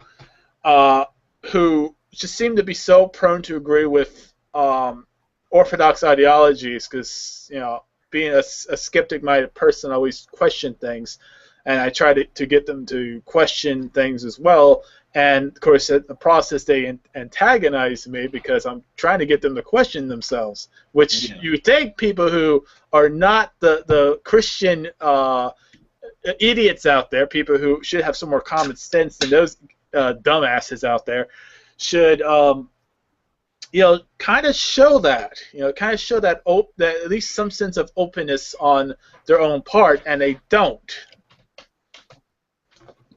What were you discussing in that situation, if I may ask? Okay, well, I forgot the guy's name. The other guy I was talking to, but we were I praised him on attacking the flat earthers because their ideology is absolutely silly. Because see, the whole flat earth thing doesn't make any sense. And I try to show them that by bringing up references from ancient Greeks, because their whole view is that it's an industry trying to make profit off the imagery of the Earth being a sphere, and I tell them no, it's not really that. It's very old, accepted Greek rationalization of the Earth when they looked at, because the Greeks were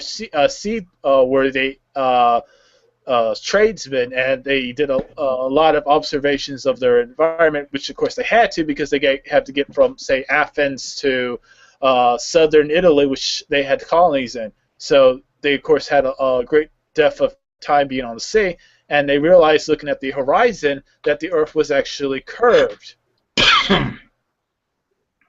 Yeah. So you're basically saying that the Earth is, how do I put it, not entirely in a ball form? Am I getting that correctly? Well, that's something that I kind of accepted because, it explains the moon. See, the moon is one of the arguments about how the moon came to be was that something the shape, the size of Mars, collided with to a extent of the Earth. Then wouldn't completely collided with it, but it did so to create enough material or generate enough material, which could then form to the moon. About 2 billion years ago or something like that. I'll see if I can find it. It's one of the proposed theories of the formation of the moon, besides it forming independently, or something got caught by the Earth's gravity and then became the moon. Kind of like the two asteroids that are moons of Mars were caught by Mars's gravity, and now they orbit around it. Okay, well, there's that theory for the moon's formation. The other one is that something hit the Earth, and that created the moon, because it makes sense why a lot of material on the Earth is also found on the moon. So, because it's from the material that was originally from the Earth. Yeah. I remember hearing something about that particular theory, yeah. And so if the moon has been hit by something, there might be a definite sign for that may obscure the Earth's appearance that it may otherwise have had. Oh, okay. Kind of like a wound, in other words, on the Earth. Yeah. Okay.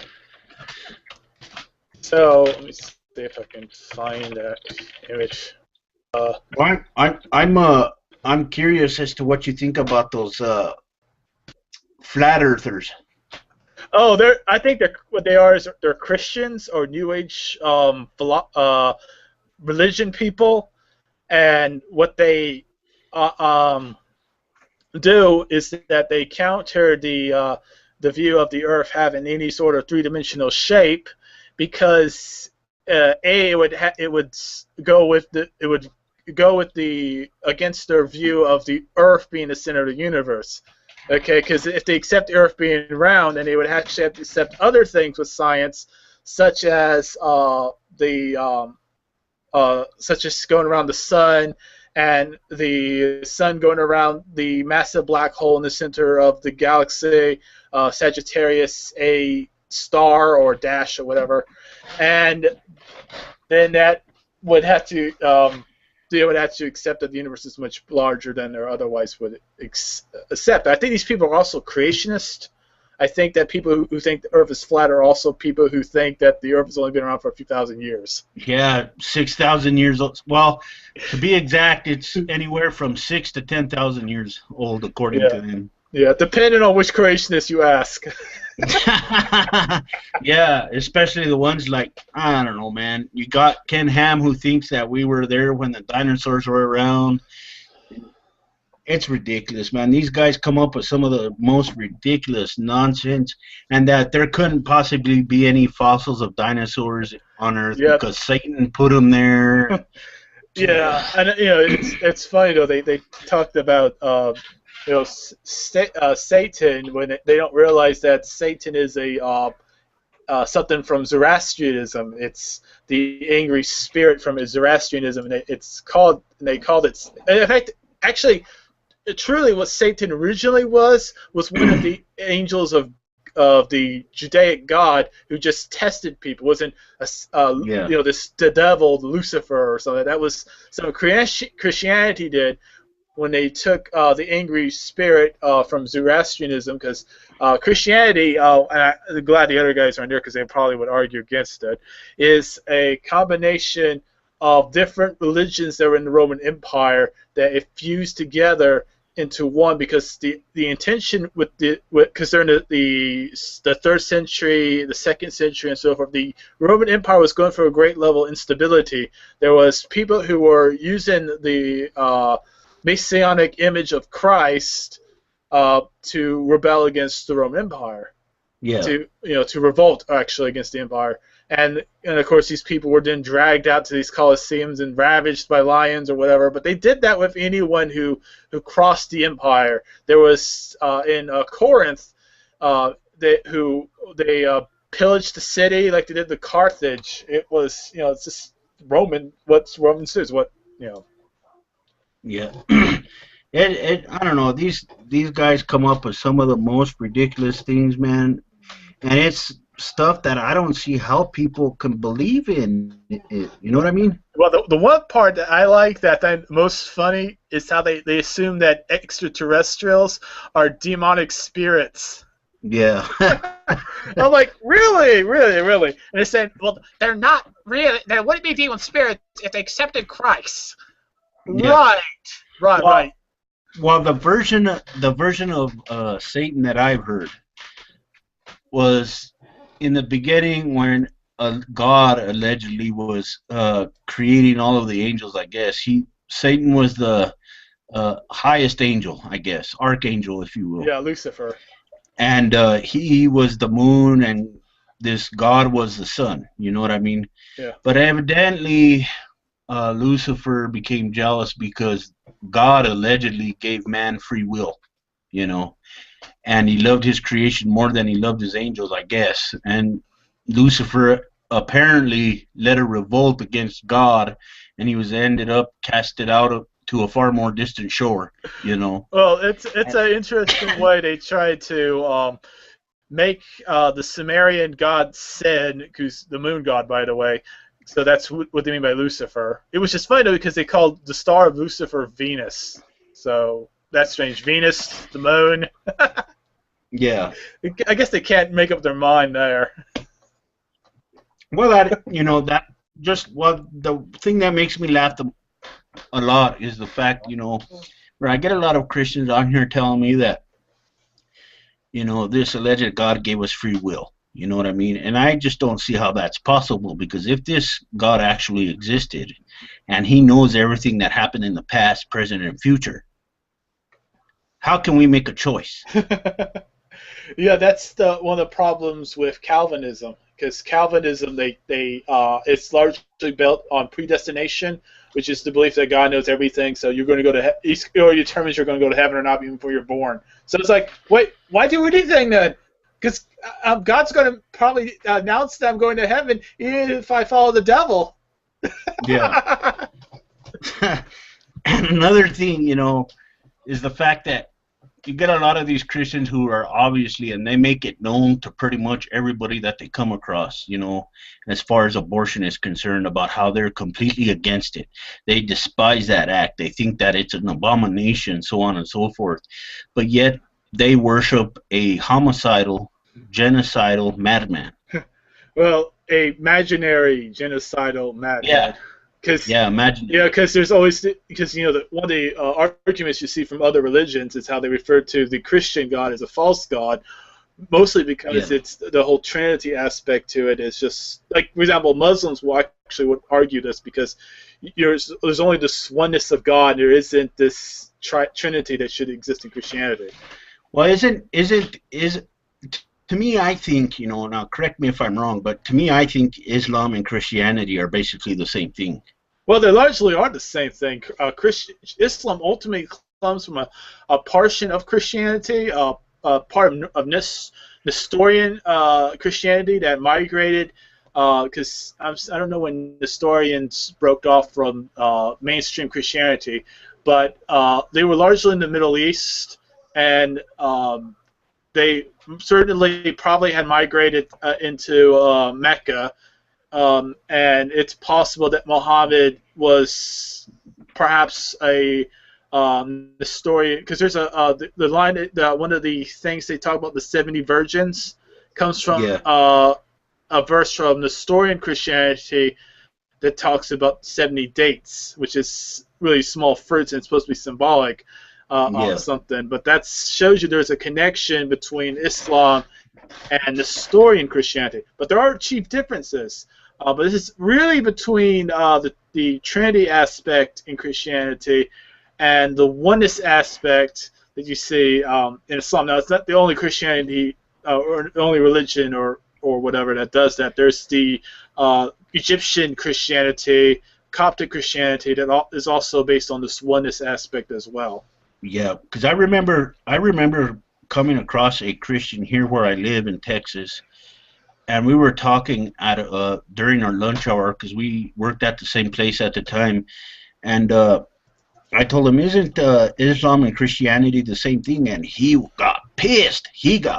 No, and I go, well, from what I understand, Jesus Christ is mentioned 147 times in the Quran. Yeah, yes, but they refer to him as a prophet rather than as the Son of God, so it's different. See, it's funny because when you talk to Christians about God, they say, "Is Jesus God?" Some of them will say yes. Yeah. And that's not what in Islam. You can't have God personified by a human individual. Yeah. So that's a big difference between them. Yeah. I mean, I just don't understand the whole thing. It's just a big globule of horseshit to me. You know? Well, it's conformity by social engineering. It's social thought conformity. They're trying to conform people into a single spectrum of thought with this, religion, and it has its use trying to create a society where everyone follows the same rules. But it's in our day and age of enlightenment, it seems a bit outdated. Yeah. Well, I would say it's outdated completely. Yeah, it is outdated. Because that type of thinking, I mean, it really isn't going to benefit society in any way, shape, or form. Period. Right now, it's harmful to society. I mean, you have wars that are being construed because of it. The whole thing in ISIS. Everything that's going on with ISIS, you've seen going on in Syria and Iraq.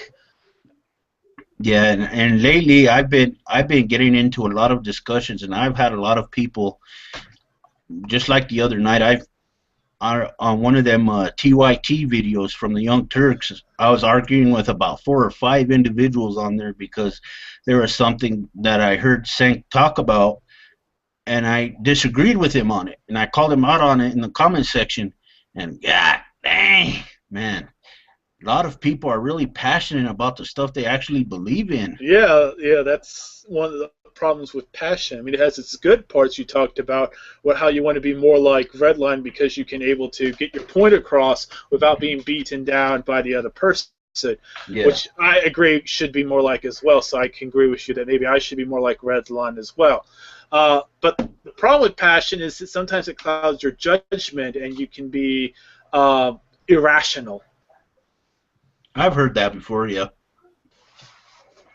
But, you know, it's just, I don't know, there's so many things about religion that I absolutely have a problem with, you know, and they try to justify everything that happens with it.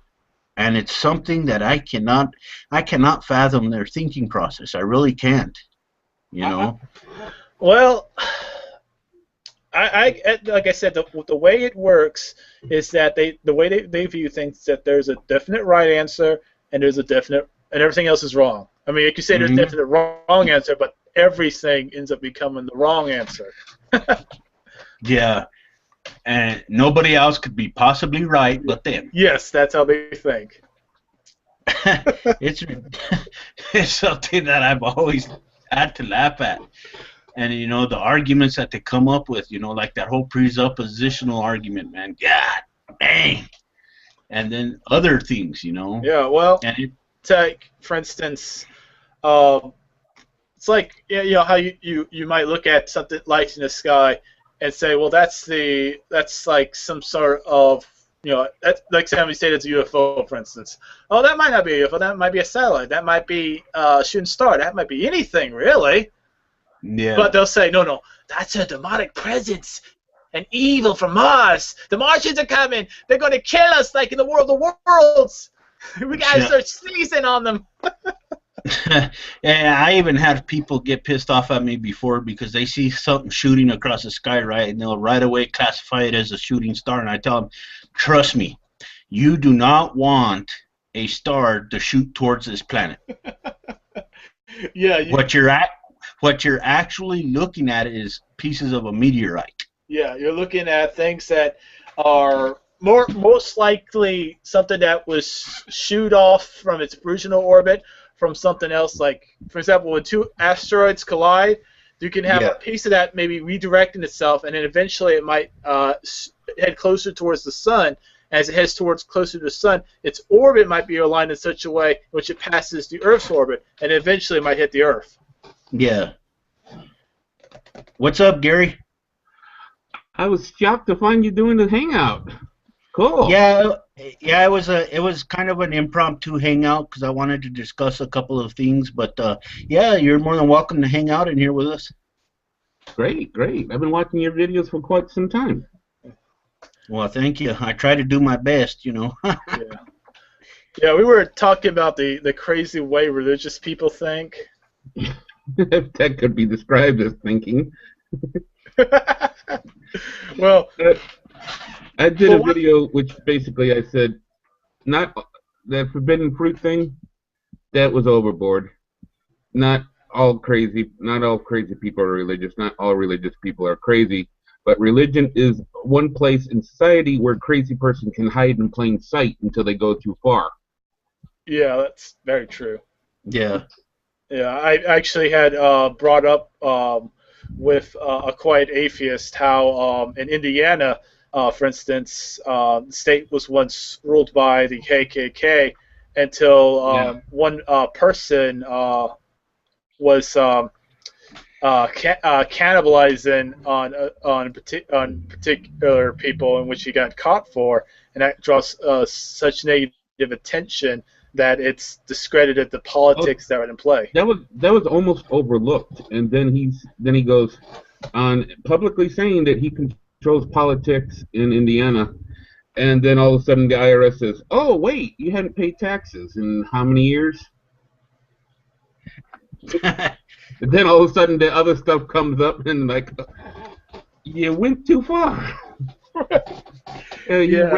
He raped that lady and bit on her and Yeah. oh yeah. Yeah, was cannibalized on her, yeah. Yeah. I mean, what do you think about what's going on in Indiana, Gary? It's horrible. It's stupid that they would be so insensitive and toward the LGBT community, but it's also funny as hell how it's blowing up in their face. Oh yeah, because all of them big businesses out there are rising up against it, including other states like Washington D.C. The governor there made it known that they're completely open to everybody, and that they're willing to get all of these big businesses that pulled out of Indiana to go to Washington D.C. Yeah. Connecticut is in that too. Connecticut has banned all travel of state employees to Indiana, cut off all ties to Indiana. That's like basically being excommunicated. Yeah, the state of Indiana is being exiled. Excommunicated. I mean, we're having the same trouble down here in Arkansas. Oh, I know, dude. I don't understand that. When they make ridiculous laws, you know, I even made a short video, another video that I titled The Truth About Indiana, where I talk about how they could constantly make it legal for cousins to marry each other and openly carry firearms while they walk down the street, but they won't serve an LGBT member a fucking cheeseburger. Really?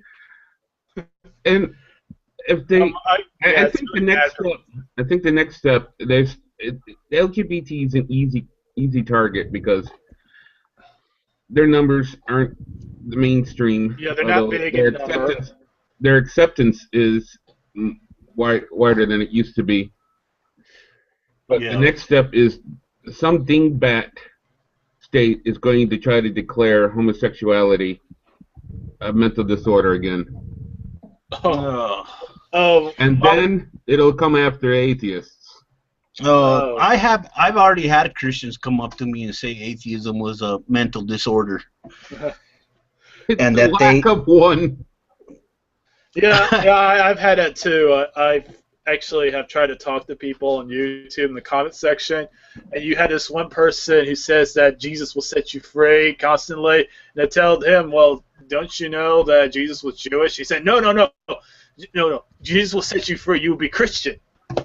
And that's what I don't get about Christians, you know, people, you know, that's what I don't get, you know, because a lot of Christians will say, you know, I hate to bring up old shit, but a lot of Christians say that, you know, Adolf Hitler was an atheist. Well, that's not the case. No.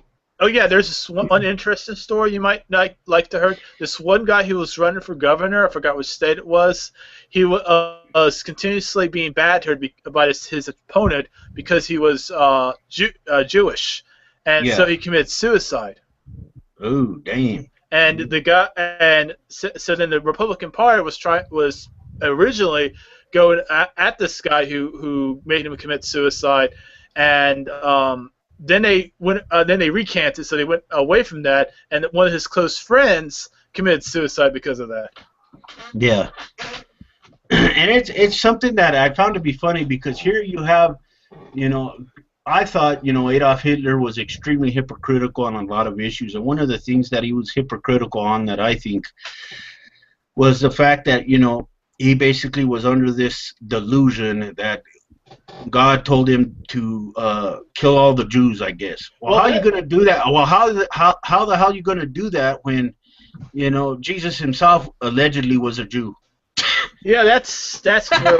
Well, the way they go by that is they said that he was when he was baptized by John the Baptist, he became a Christian. And it's funny because then it's like, okay, so then are all Christians followers of John the Baptist? It's amazing the mental gymnastics they go through to try to square the psychotic book of gibberish. And they expect you to jump through those exact same hoops too. No. And expect you just to buy their stories without question. Yeah, and then if you don't, they criticize you, they demonize you, they go at you all negatively, and they will go at it nonstop until either you agree with them or you block them off. Yeah. I had one troll. She kept on saying, "You're going to hell, sinner! You're going to hell, sinner!" Finally, I pointed out that the LGBT community could. I've heard this argued before. I have to look into it. That if a paramedic knew someone was gay, they don't have to help them. And I said, this discrimination bill can end up with somebody dying.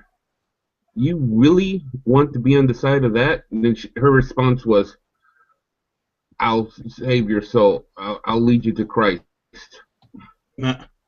Yeah, that's. I don't know. I think the exact name for that bill is the Religious Freedom Restoration Act or some shit or something like that. Aren't there also those Christian people who are like so against soldiers going to war that they said that kill them all and let God sort them out or something like that? That was the Second Crusade. Yeah. Against the Cathars. The Crusade you mentioned? Yeah, the Cathars. Yeah, the Cathars was a sect of Christianity that believed in equal rights. They even had female priests. Wasn't that in Aragon? Yeah. Yeah. Yeah. The leader of the Crusade was told that half the town that they were about to tear apart was Cathar, the other half was Catholic. And he says, "Well, kill them all, let God sort them out." Setting the fine example for Christians down throughout the ages. Wasn't the people who participated in the Crusade from France? Oh, they were all over Europe. Oh, okay. It was I heard some. Yeah, I heard something about that too. Something about France. I wasn't too sure about it though. Well, you know, there's a lot of interest in bit about France and Spanish history, like how they wanted to assert their own king as the ruler of the Spanish Empire.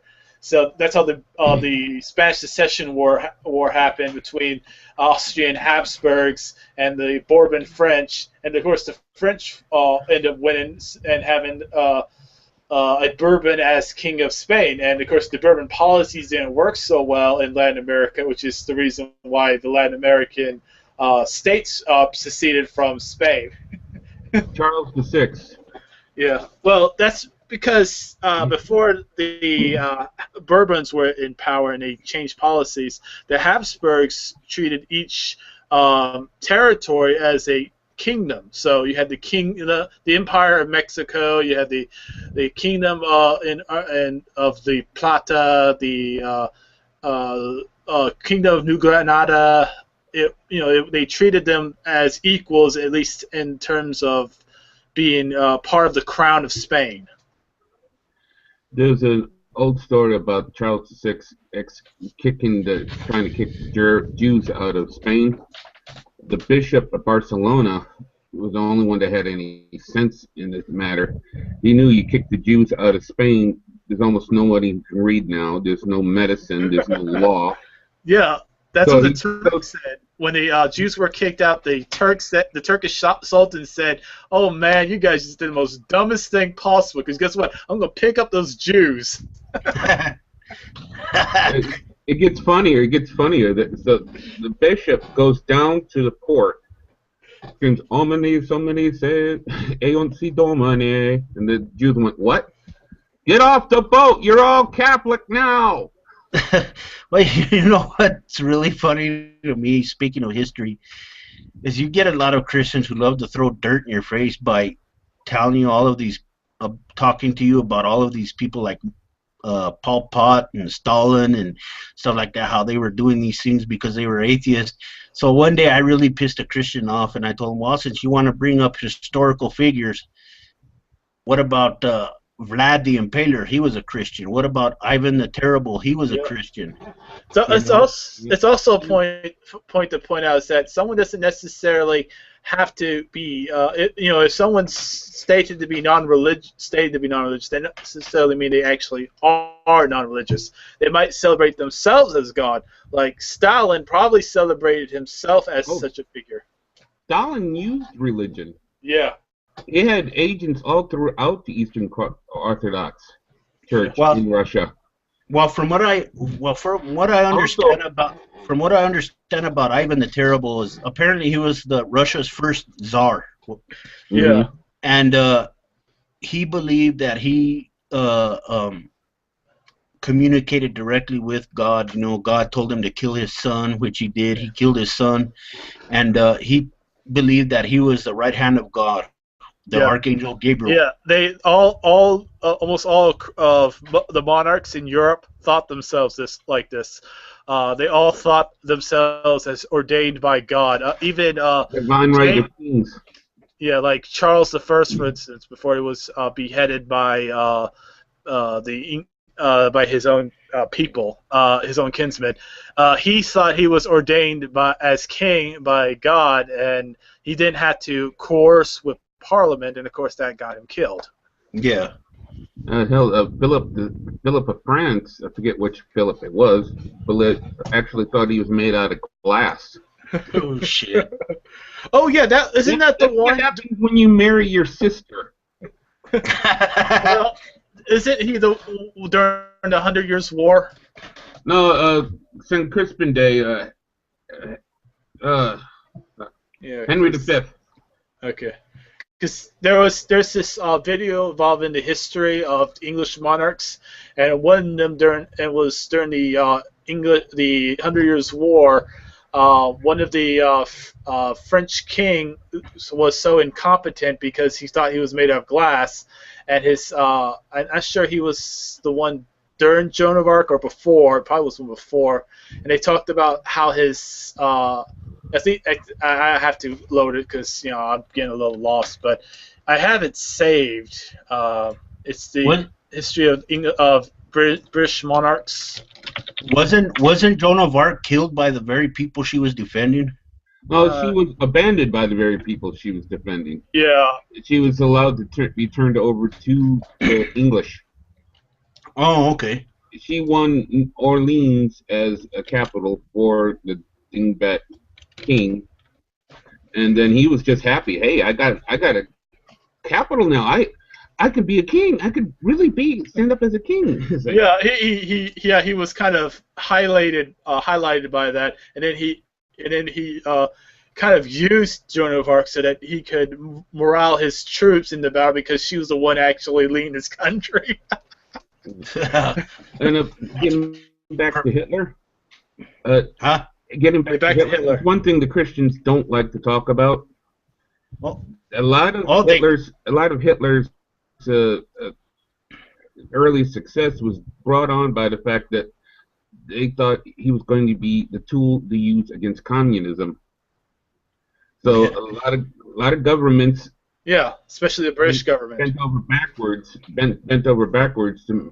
Hitler wanted something. Oh, yeah, let him have this. Let him have that. That was part of the peace. Okay, when are you going against communism? Because that's Satan's forces on earth. Yeah, that's what they thought. They thought because they thought Nazism was anti-socialist. It was National Socialism, but it was anti-left. So they thought that they would go against the communists.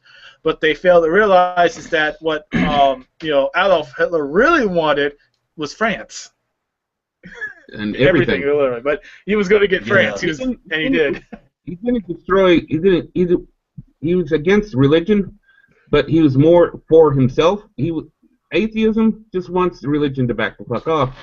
Hitler wanted to be God. Yeah, that's why he calls himself the Führer. That's why he calls himself the Führer, which is basically means leader, but it can also mean self-appointed God figure, which you can see because the way he portrays himself in art as this sort of embodiment of the German people.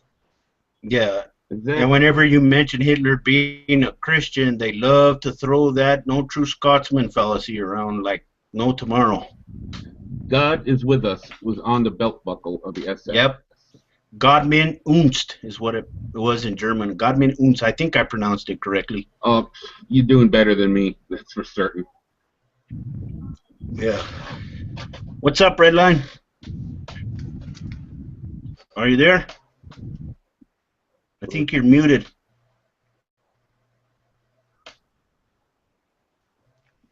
Huh. Well, his icon is. Yeah, I think he's muted because I can't hear him if he's trying to talk or something. But yeah, that's whenever they bring up history and think that they got a, that think they got a step ahead of us, I just have to laugh. It's a joke. It really is, you know. And when you sit there and have a conversation with them, and you actually, are able to stay a step ahead of them, they get pissed. They rage quit. They do this. They do that. They try to skirt around the discussion by trying to avoid certain topics, and they'll get you to talk about something else. Nephilim Free is the finest example. Yeah. I hate that jackass. Yeah. He's gone into deep discussions with PhDs, people who hold PhDs in various subjects, and he's like my nephew when he was young and he wanted to play with action figures. Yeah. He'd always go, well, your guys can't see my guys, or you guys have worse guns, or he would just stack the deck whenever he tried to get me to play with him. Nephilim Free reminds me of my nephew when he was 6. I'm not sure if any of you guys are familiar with the name. I'm not familiar with it. I forgot the name.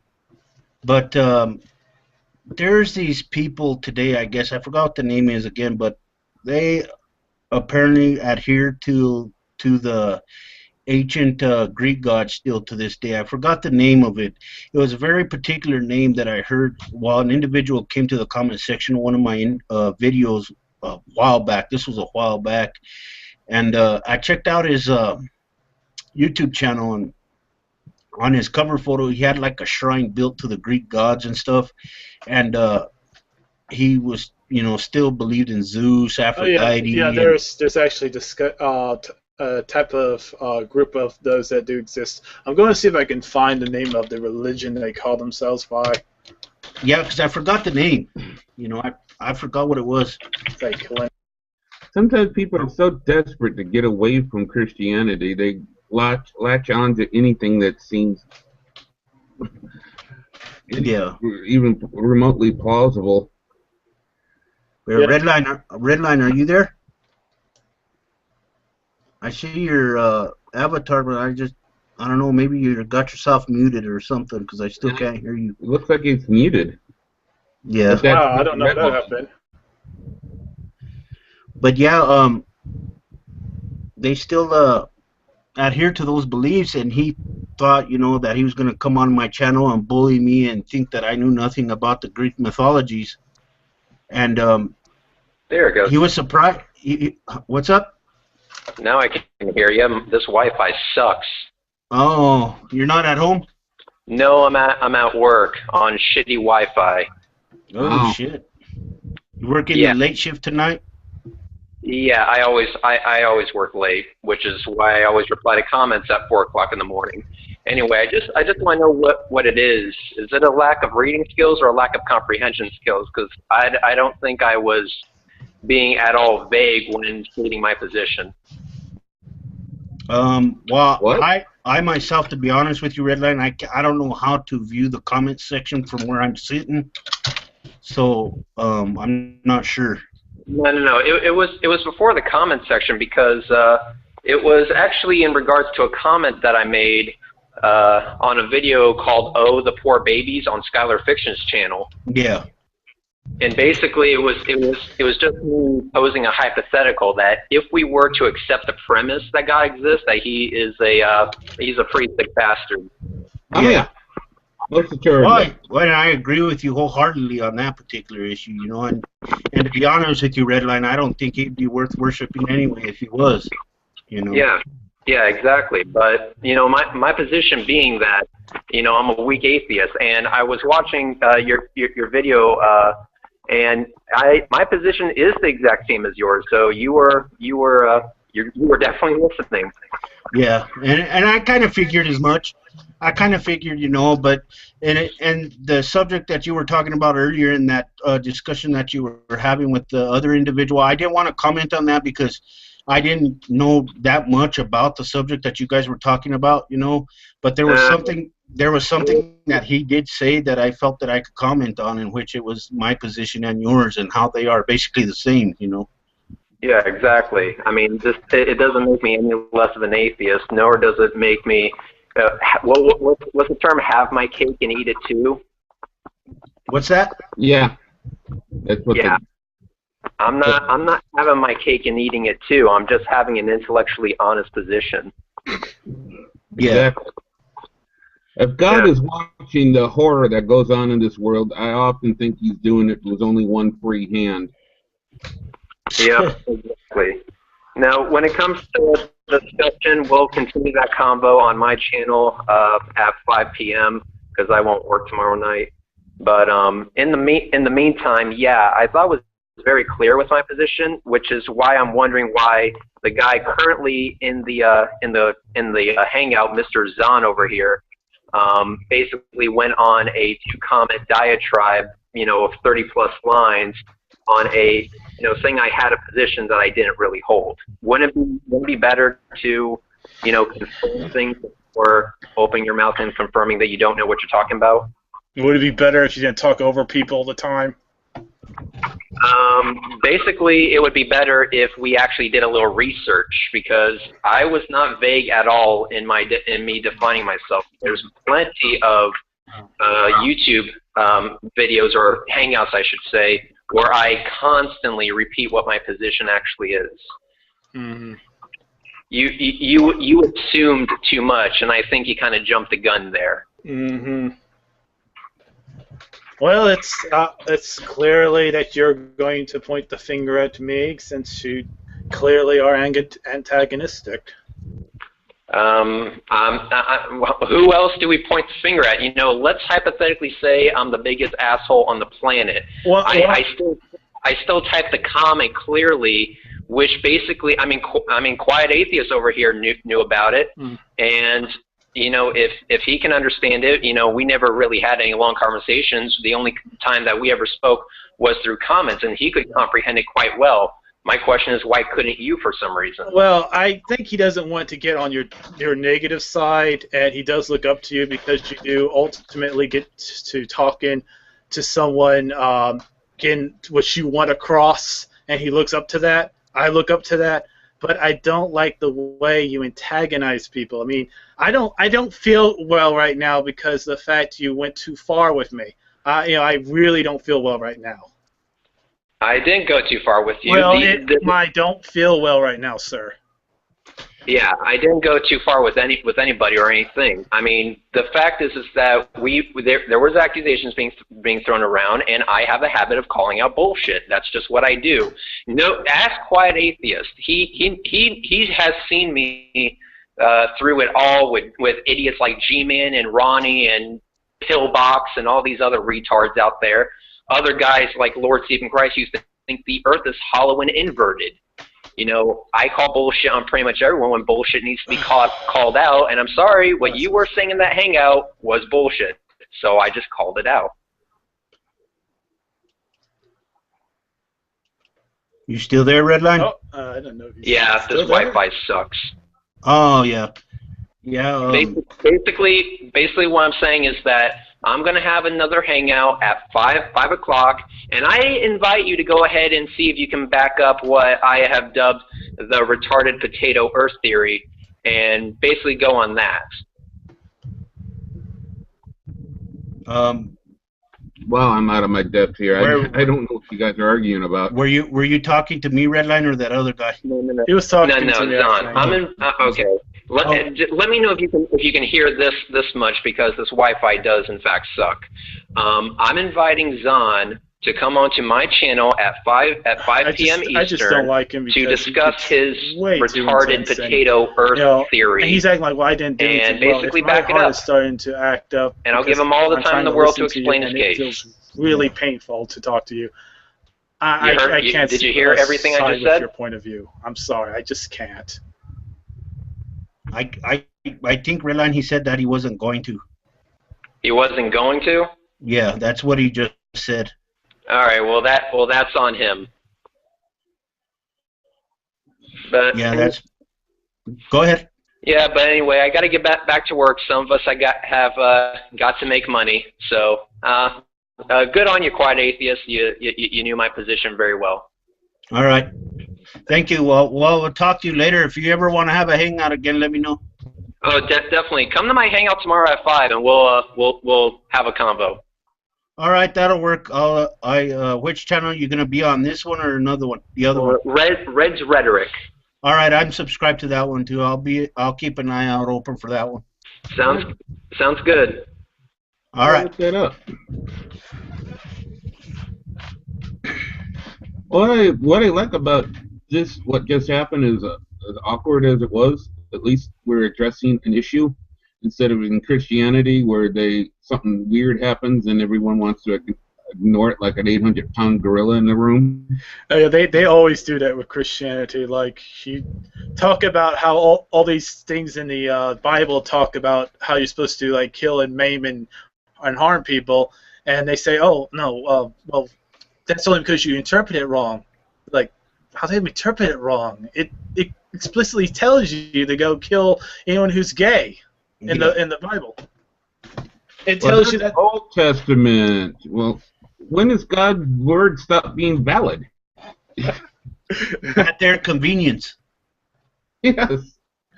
I've often said that the Bible is the precursor to the balloon animal.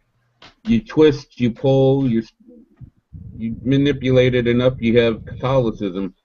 You rearrange it again, you have Protestants. You rearrange it again, you have Lutheranism.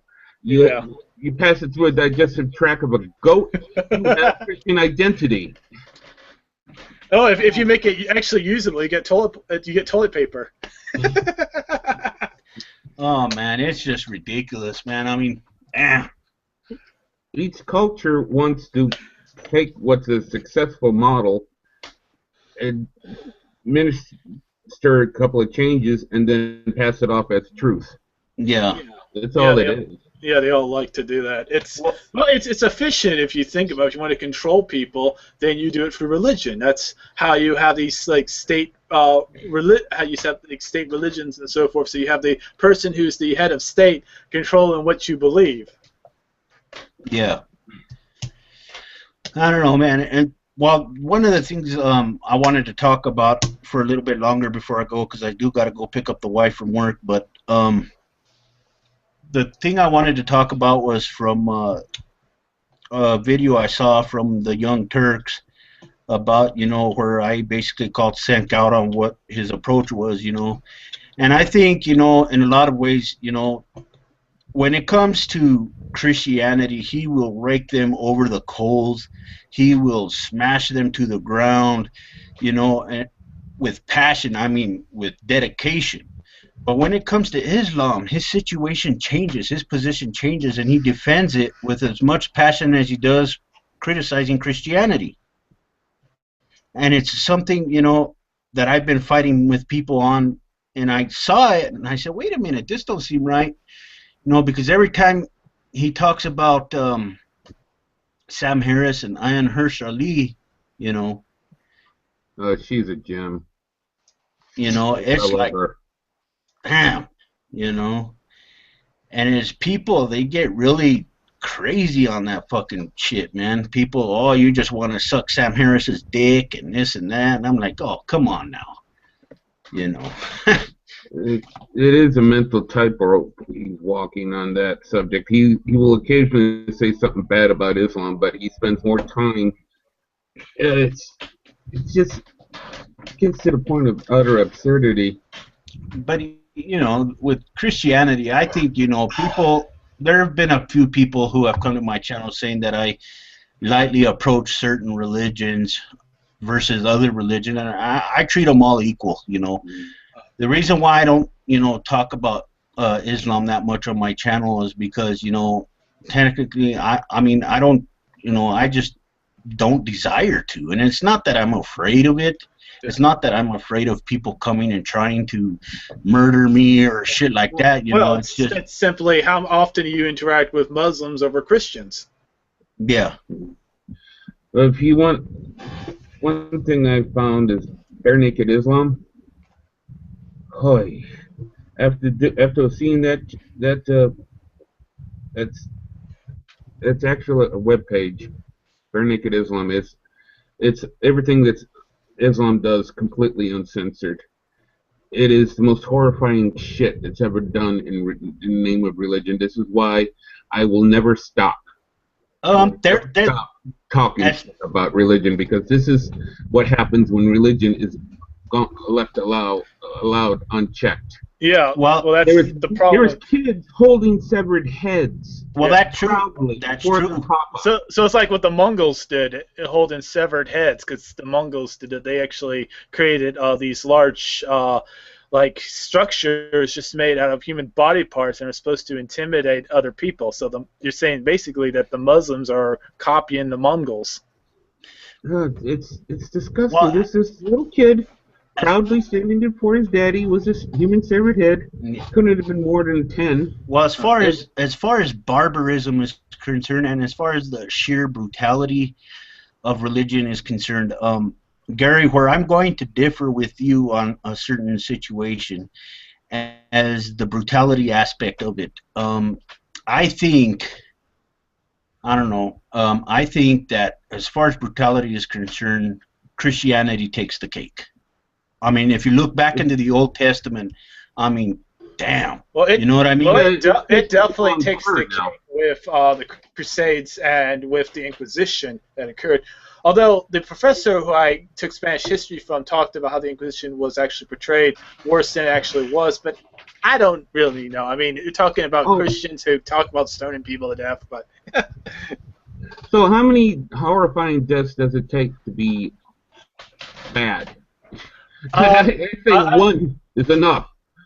I guess when you... Well, only 8,000. Well, yeah, wasn't the population 20? Yeah, in proportion. Jeez. Yeah. But did you come back, Redline? Must have been He's probably just listening in. No, yeah, it must be a glitch or something. Yeah, but yeah, I've heard a lot of things, but what they seem to fail to realize, Christians, is the fact that there's still people. Like in the Middle East, there are Christians over there who are barbaric, and I mean completely barbaric, where if they get the chance, I've seen a couple of videos on this, not on YouTube, but somewhere else, I can't remember the site, but they evidently have gotten a couple of Muslims, apparently, and threw them in a big-ass bonfire, Oh, yeah. They're just like, God dang, you see these people burning alive, and Christians are doing this, you know what I mean? And they're doing this, for the glory of God and Israel, if you will. And it's the Christian modern day version of brutality is more subtle. It's drone strikes. It's occasional war. It's setting up the Muslims against Muslims. Well, they're not burning women on the stake like they used to. So. Oh yeah, the Salem witch trials.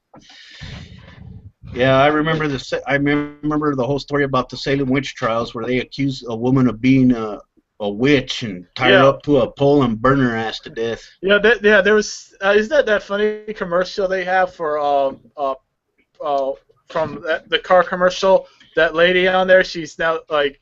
They get a commercial showing her go back into she tries to promote her brand progressive to Mongols, and they try to kill her. So then she promotes it to the Queen of England, and has her killed. And then she does it to the people in Salem, and they burn her to the stake. And she says, "Oh, I did turn your daughter into a duck. That's what she looks like." Well, and another thing, that makes me really laugh about all of this, is you got all of these Christians who claim that they're holier than thou and they're soldiers for this alleged God, if you will. But I tell them, if they were to be alive during the Dark Ages, during the Inquisition and during all of those unfortunate events, that them Christians back then would literally slaughter them. For the way that they're acting, for the way they're engaging with people, and it's just like all of you, they're nonsense, man. What really pisses me off is when the Christians in this country says, "Oh, we're being persecuted. We're being persecuted." Meanwhile, in Iraq, it's illegal to be Christian. That's persecution. People are dying because they're Christian. People are being raped because they're Christian.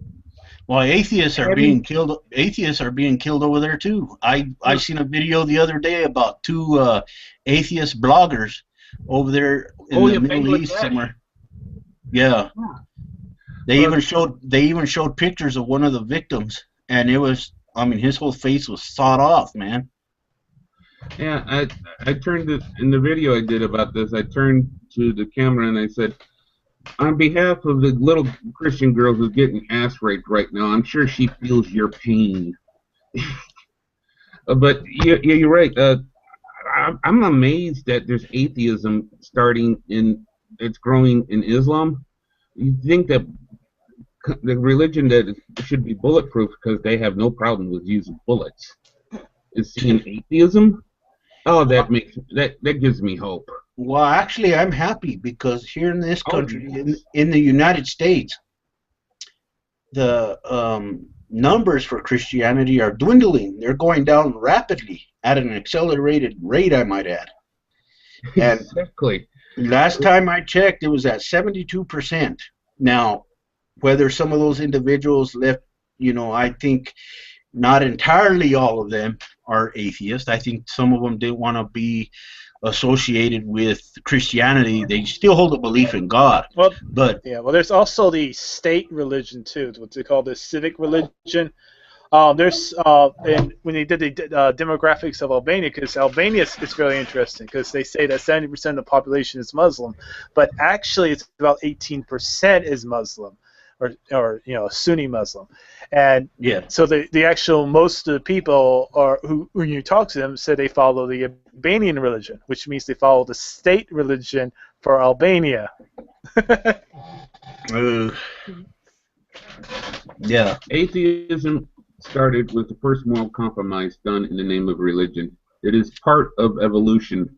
We're growing to the point where we don't need imaginary friends. Yeah. And I personally pity anyone who does. So basically, religion is basically turned into something like our appendix. Exactly. Something that you don't need. And it has a lot of common with an appendix, because it can kill a lot of people. Yeah, it can kill you. In fact, it could your religion can make you commit suicide. So look at the Aliyah Alcorn. She was transgendered. She came out as transgendered. Her religious parents tormented her into suicide. Yeah. Christian religion does kill. Yep. Yeah. It's more insidious because it gets you to kill yourself. Yeah, it's just like crazy, because they worship Abraham as this big-time idol, and then when it comes to Andrea Yates coming up with the same claim, they want to throw her in a mental institution for what she did to her kids, but Abraham does it, and he's a hero. Yeah, he tries to kill his son Isaac, reverse patricide, and we look at him like, well, not we, but people in our society look at him and say, oh, this is a great person, model Christian for everyone. And, it's funny because they refer to him as a Christian. Christians and Muslims refer to people before their own prophet as part of their own religion. Yeah. Mark Twain once said, mankind has the true religion, 70 of them. In the name of the true God, we go forth, we slaughter and maim all over the world. The whole world has become nothing more than a graveyard in the name of the religion. Yep. Yeah. There's a book I want to suggest to you guys, if you ever come across it, On the Damned Human Race by Mark Twain. It's a collection of his newspaper articles and essays. Yeah. Oh, it is incredible. He's like, Hunter S. Thompson? I can't say that I'm familiar with him, no. Oh, the guy who wrote Fear and Loathing in Las Vegas, The Rum Diaries. I was going to draw a parallel, but he's like Mark Twain on acid. Both of them have a lot of similarities, just completely intense. Yeah. His newspaper articles are better than his books. Yeah. He was the atheist of his day. Yeah. Yeah, it's just, man, I get so frustrated with these people time and time again, and you know what? I'm going to continue to make my videos. I'm going to continue to move forward with this stuff because there's a lot of things that, need to be addressed and, need to be talked about, and it's something that, over the years I've developed a desire for. And, it's something that I've always wanted to do is to call people out on their bullshit, especially when they want to come up with these ridiculous ideas. They need to be called out. They need to be brought out into the light so everyone could see how foolish they are. Well, they need to do so before they have a following, and then they have that. Remember that happened that one guy who had a cult, and he then poisoned his own members when they were found it out, or when he suspected they were found it out. Yeah, that guy. Were you talking about Jim Jones? He's not the only one that's done that either. So I mean, the Heaven's Gate cult. Oh yeah, what was his name? I'm wanting to say Ted Haggard, but Ted Haggard's just not totally gay, nor is he a meth head. Yeah, there's actually one of those cults that still exists today. It's the religion of Juche in North Korea. Damn. Ted Haggard. Okay, does this make me an anti-gay bigot? When I saw Jesus Camp and they had Ted Haggard on there, and when he said Christianity is a fabulous religion, I screamed at the TV, how did they not know he was gay? Have you seen the heterosexual man says fabulous with that much enthusiasm? Have you seen the video? Ted Haggard is absolutely not gay, or is absolutely There's a lot of people that have made videos. Ted Haggard is totally not gay, just like Michelle Bachmann's husband. Oh man, Michelle Totally Bachmann heterosexual. Michelle Bachmann is another character, man. She looks crazy.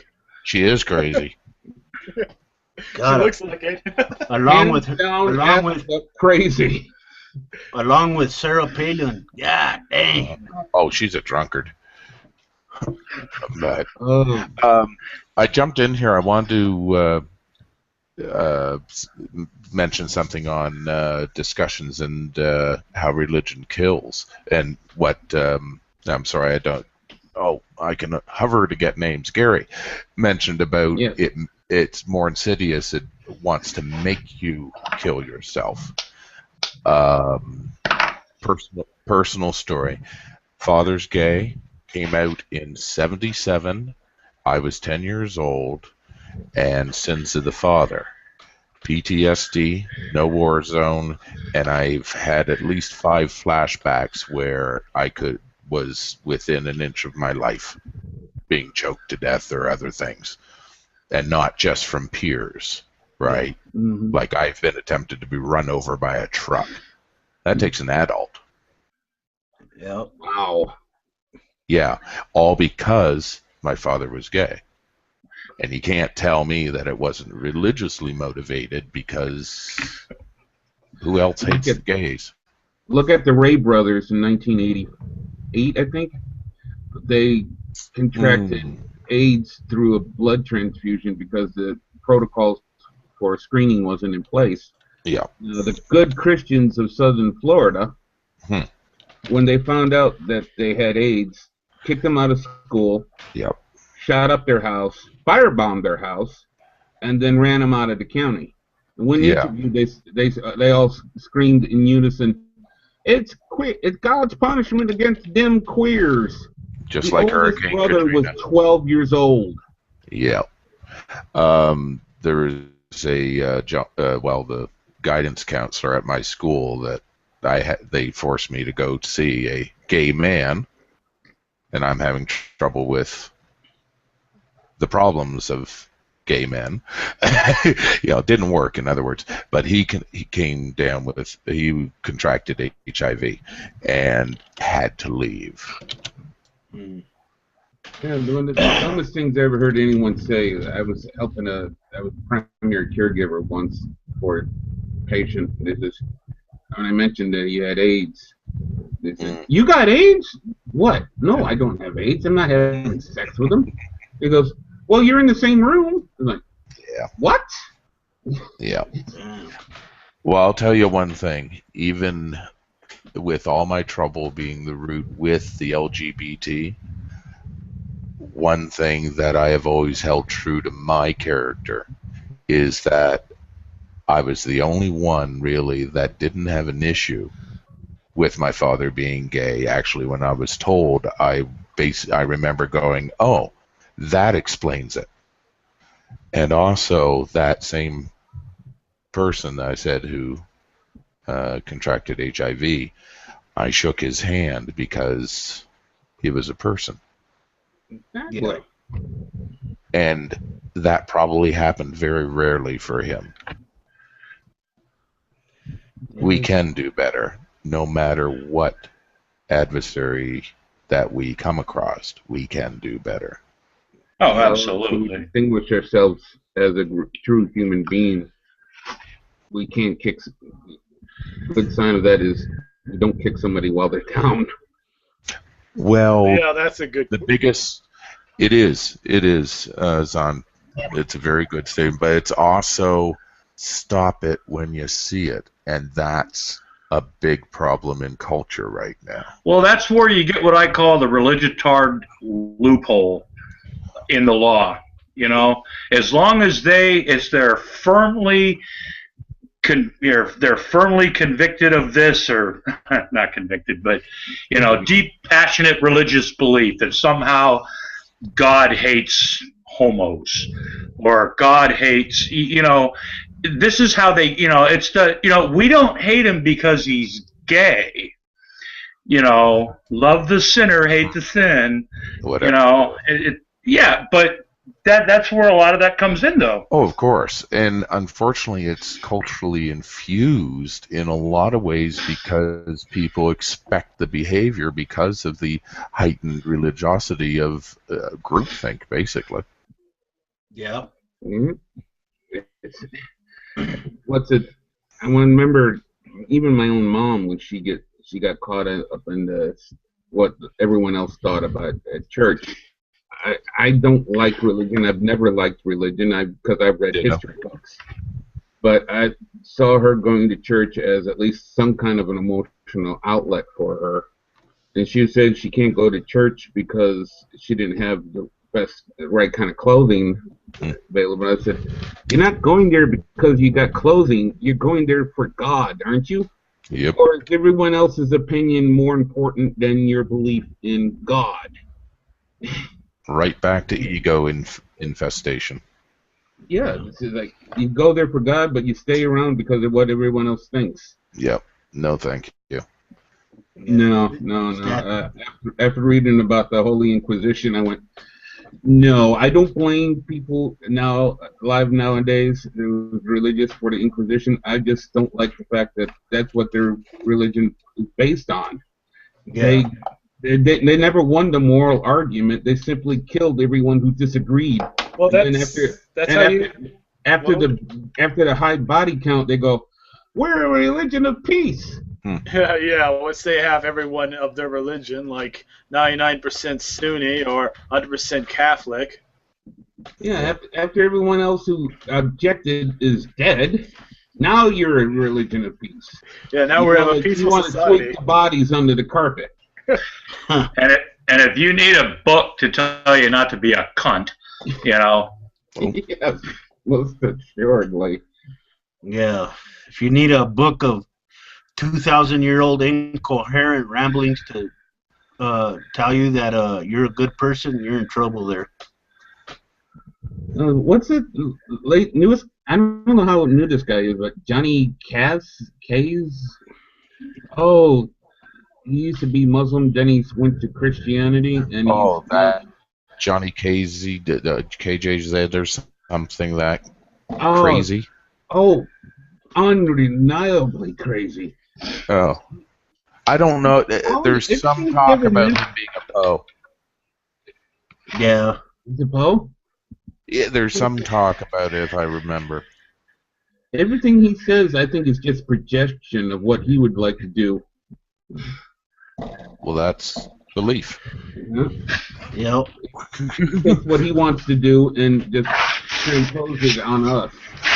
Or atheists want to kill everyone who disagrees. No, I think you're the one who wants to do it. Yeah. In fact, then call it self-defense. I think that a lot of fundamentalist Christians today, if they had their way, a lot of us would be snuffed out. Oh, yeah. They're the American Taliban. We'd be burned on the stake. Well, that's the problem with the politics right now in the Southerns, the Republican Party, the Teepers, and all that, is that they if they're not fully corporate owned, they're religicans. Well, not just that. A specific style, like Ted Cruz, as far as I understand, is the style of dominionist who want to bring about the second coming of Christ. Yeah. Which means boom, By boom. any means necessary. Yeah, me and a few people I know have chatted how Ted Cruz looks like, what the Antichrist should look like. Yeah, that's the way it's kind of depicted in a lot of documentaries about, where he's coming from and, Well, he already thinks he's God. His father's the one that thinks he's God, I think. Well, the goal of a lot of these people, a lot of these Republican conservatives, is that they want a theocracy in this country. They want Christianity to be declared a national religion or some shit. They want us. There's a state that was like that in Switzerland in its history, where it was supposedly second. It was this nut guy who was teaching history at Old Dominion during the summer was European history, and he talked about how, because I had a personal discussion with him about theocracy, and he said, no, we wanted the United States to be like Switzerland, where it's, the state is independent of the church, but everyone ultimately has to agree with the church. Yeah. That's what King Kong said. It's freedom of religion, not freedom from religion. They pronounce it as freedom for religion. Very well said. I haven't heard that one yet. Rick Santorum, I'm morally obligated to kick him in the balls if I ever see him. Oh, no, you don't do that to Santorum. You find somebody who'll whip up some Santorum in Santorum. Oh, I definitely hope that someone like Santorum doesn't see the Oval Office, you know what I mean? Oh, definitely.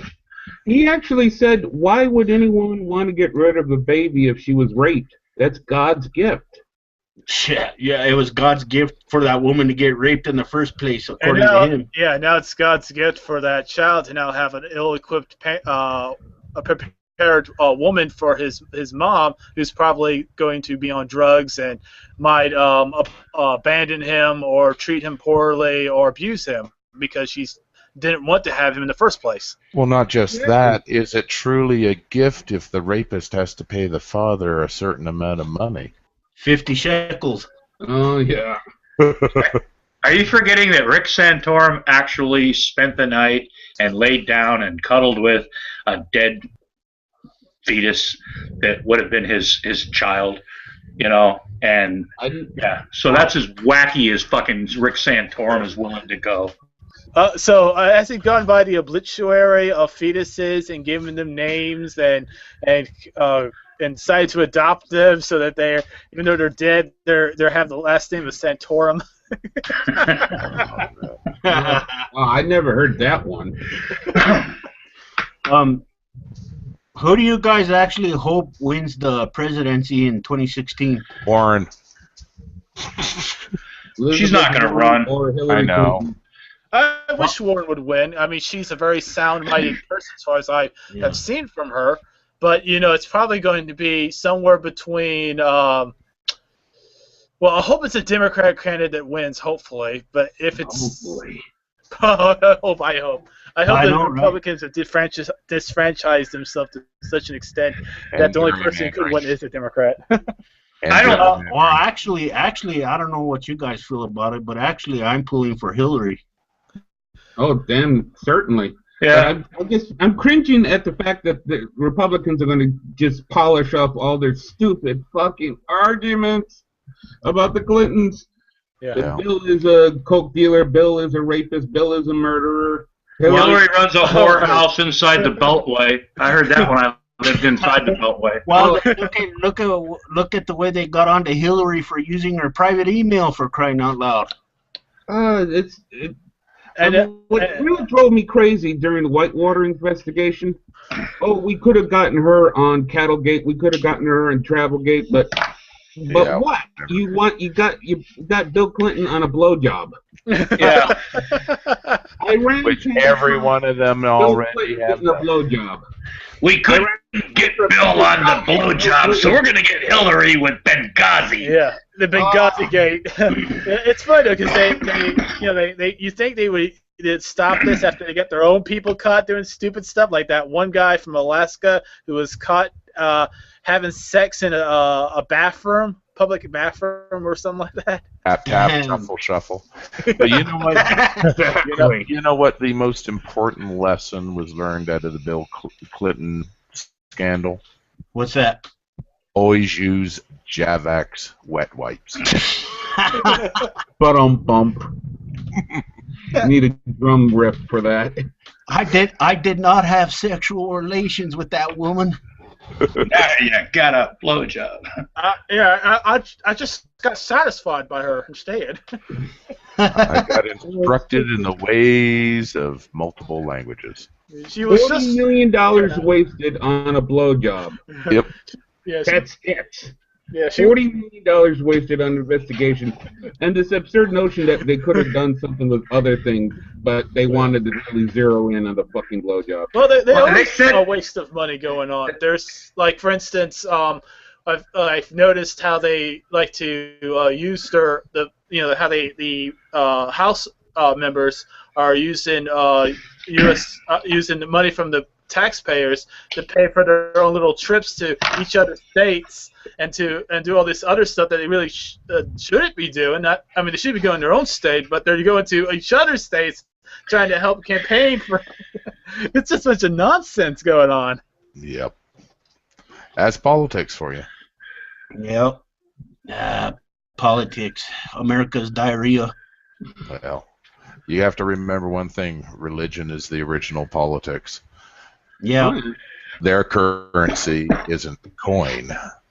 If they had it their way, they'd have their Jesus put on the $100 bill. Next to Joseph Smith. Oh. I know the guy who put a bunch of rocks in his hat and claimed to see visions. Oh, that's hilarious. Yeah, and he sent all of his followers on phony missions so he could be with their wives while they were gone. Yeah, I remember that. The so-called the prophet of Mormonism, John Smith, who decided to say, "I'm gonna have sex with all your wives. I'm just going to progenate with every female I see." Yeah, because God told me to. Yeah, that's it. Well, yes. Well, at least it wasn't with the little boys. So for a minute there, I thought there was Rand Campbell in the room. Well, I can put on several accents, you know. Of course, there, lad. Well, of course. Oh, give me 1 second. I gotta pause my game to concentrate a little more. No, well, no, that's not doing it. Talking about reprobate. No, I got cottonmouth at the moment. Hang on. Well, all you reprobates out there, I'm the new landlord. Yeah, he got my one video flagged.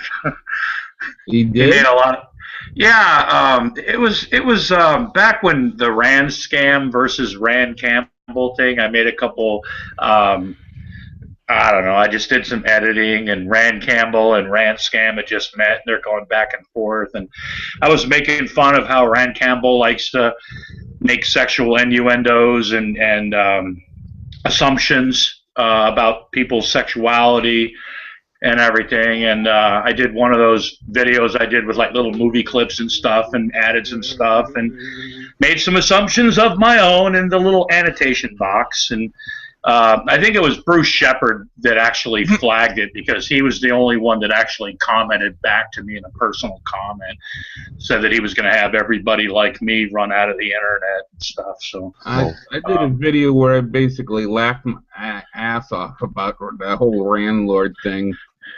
Well, you know, I'm starting to think he's full of shit, and not for the reason that you might think. No. Listen, did you watch that? And yes, I've actually watched the entire 5 hour or the hangout he did with Von Helton just recently. For fuck's sake, if he's not full of shit, he needs to be institutionalized right now. I'm really starting to think, and I think a couple other people are too, that he's trying to see exactly because how far he can go.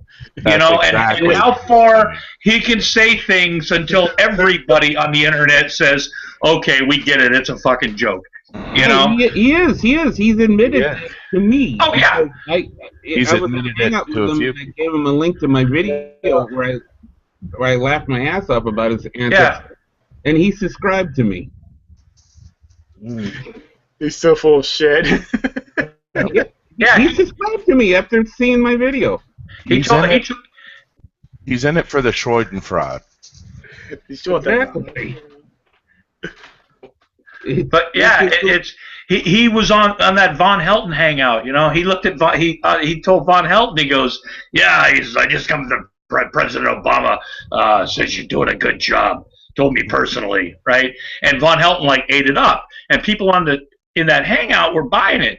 And then they were talking about chemtrails, and which, you know, it's the Von Helton channel and reptilians. They were every topic.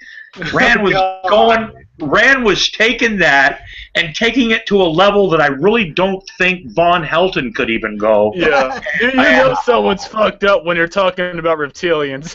Yeah, David. And these people, they like kiss his ass. He's like some big celebrity when they go onto his Von Helton's just tickled pink that Rand Campbell goes on his hangouts and you know it's you know I'm starting to think it's all bullshit. And one of these days he's gonna make a video and he's gonna say I was fucking with every one of you know exactly he is. Well, hey guys, I'm gonna go ahead and cancel this out for now. If you guys want to hang out later on, I gotta go pick up my wife from work. But if you guys want to have another hangout or something, she doesn't have a bus pass. Huh? She doesn't have a bus pass. Who does? Your wife. No, I gotta go pick her up. You make your wife work. You make your wife work. That's going into bad territory. No, I don't. My God, as long as my wife's job is to make me my goddamn sandwich and coffee. That's her job. And if she heard that right now, she'd probably slap the fuck out of me. But you know, she's sleeping. And it sounds like you'd like it anyway. Yeah. Oh yeah. All right, sir. Yeah, but if you guys want to hang out in a little while, that's fine. I'll be back. I'm probably gonna have to stay up anyway because I've been having trouble sleeping lately anyway. So. Okay. Well, I've got to go too. But I'll be back. You'll be back when? It'll probably take me about a good 30 minutes, 40 minutes. Okay. Well, I'll stick on your channel and stay tuned. Yeah. I'll. 'Cause I can't sleep either. Bless it. Yeah, I'll throw out the link or something. Good stuff, man. Alrighty then. We'll see you in a little while then. You're late. Well, I have got to go because I got to get some sleep. It's 2:30 a.m. and I do have some things I have to do tomorrow. So I'll see you guys later. I might watch your video. A Quiet Atheist. It's a pleasure talking to you guys. So I guess I'll see you guys around, and maybe you guys can have me back on here on another video chat. You know. Yeah, because I'll be having hangouts in the future again. Well, I'm gonna have another one when I get back, but maybe next week or so. Okay. Just see if I can get off. But I'll be back in a little while if anybody's interested to come in or not. Yeah, send me a message or something on my Google or something when you're back, man. All right, that'll work. I'll see you guys. Yep. I'll see you guys in a little while. No problem. All right. Bye-bye. Bye. Bye. Nice seeing you, secular lobster. Hey.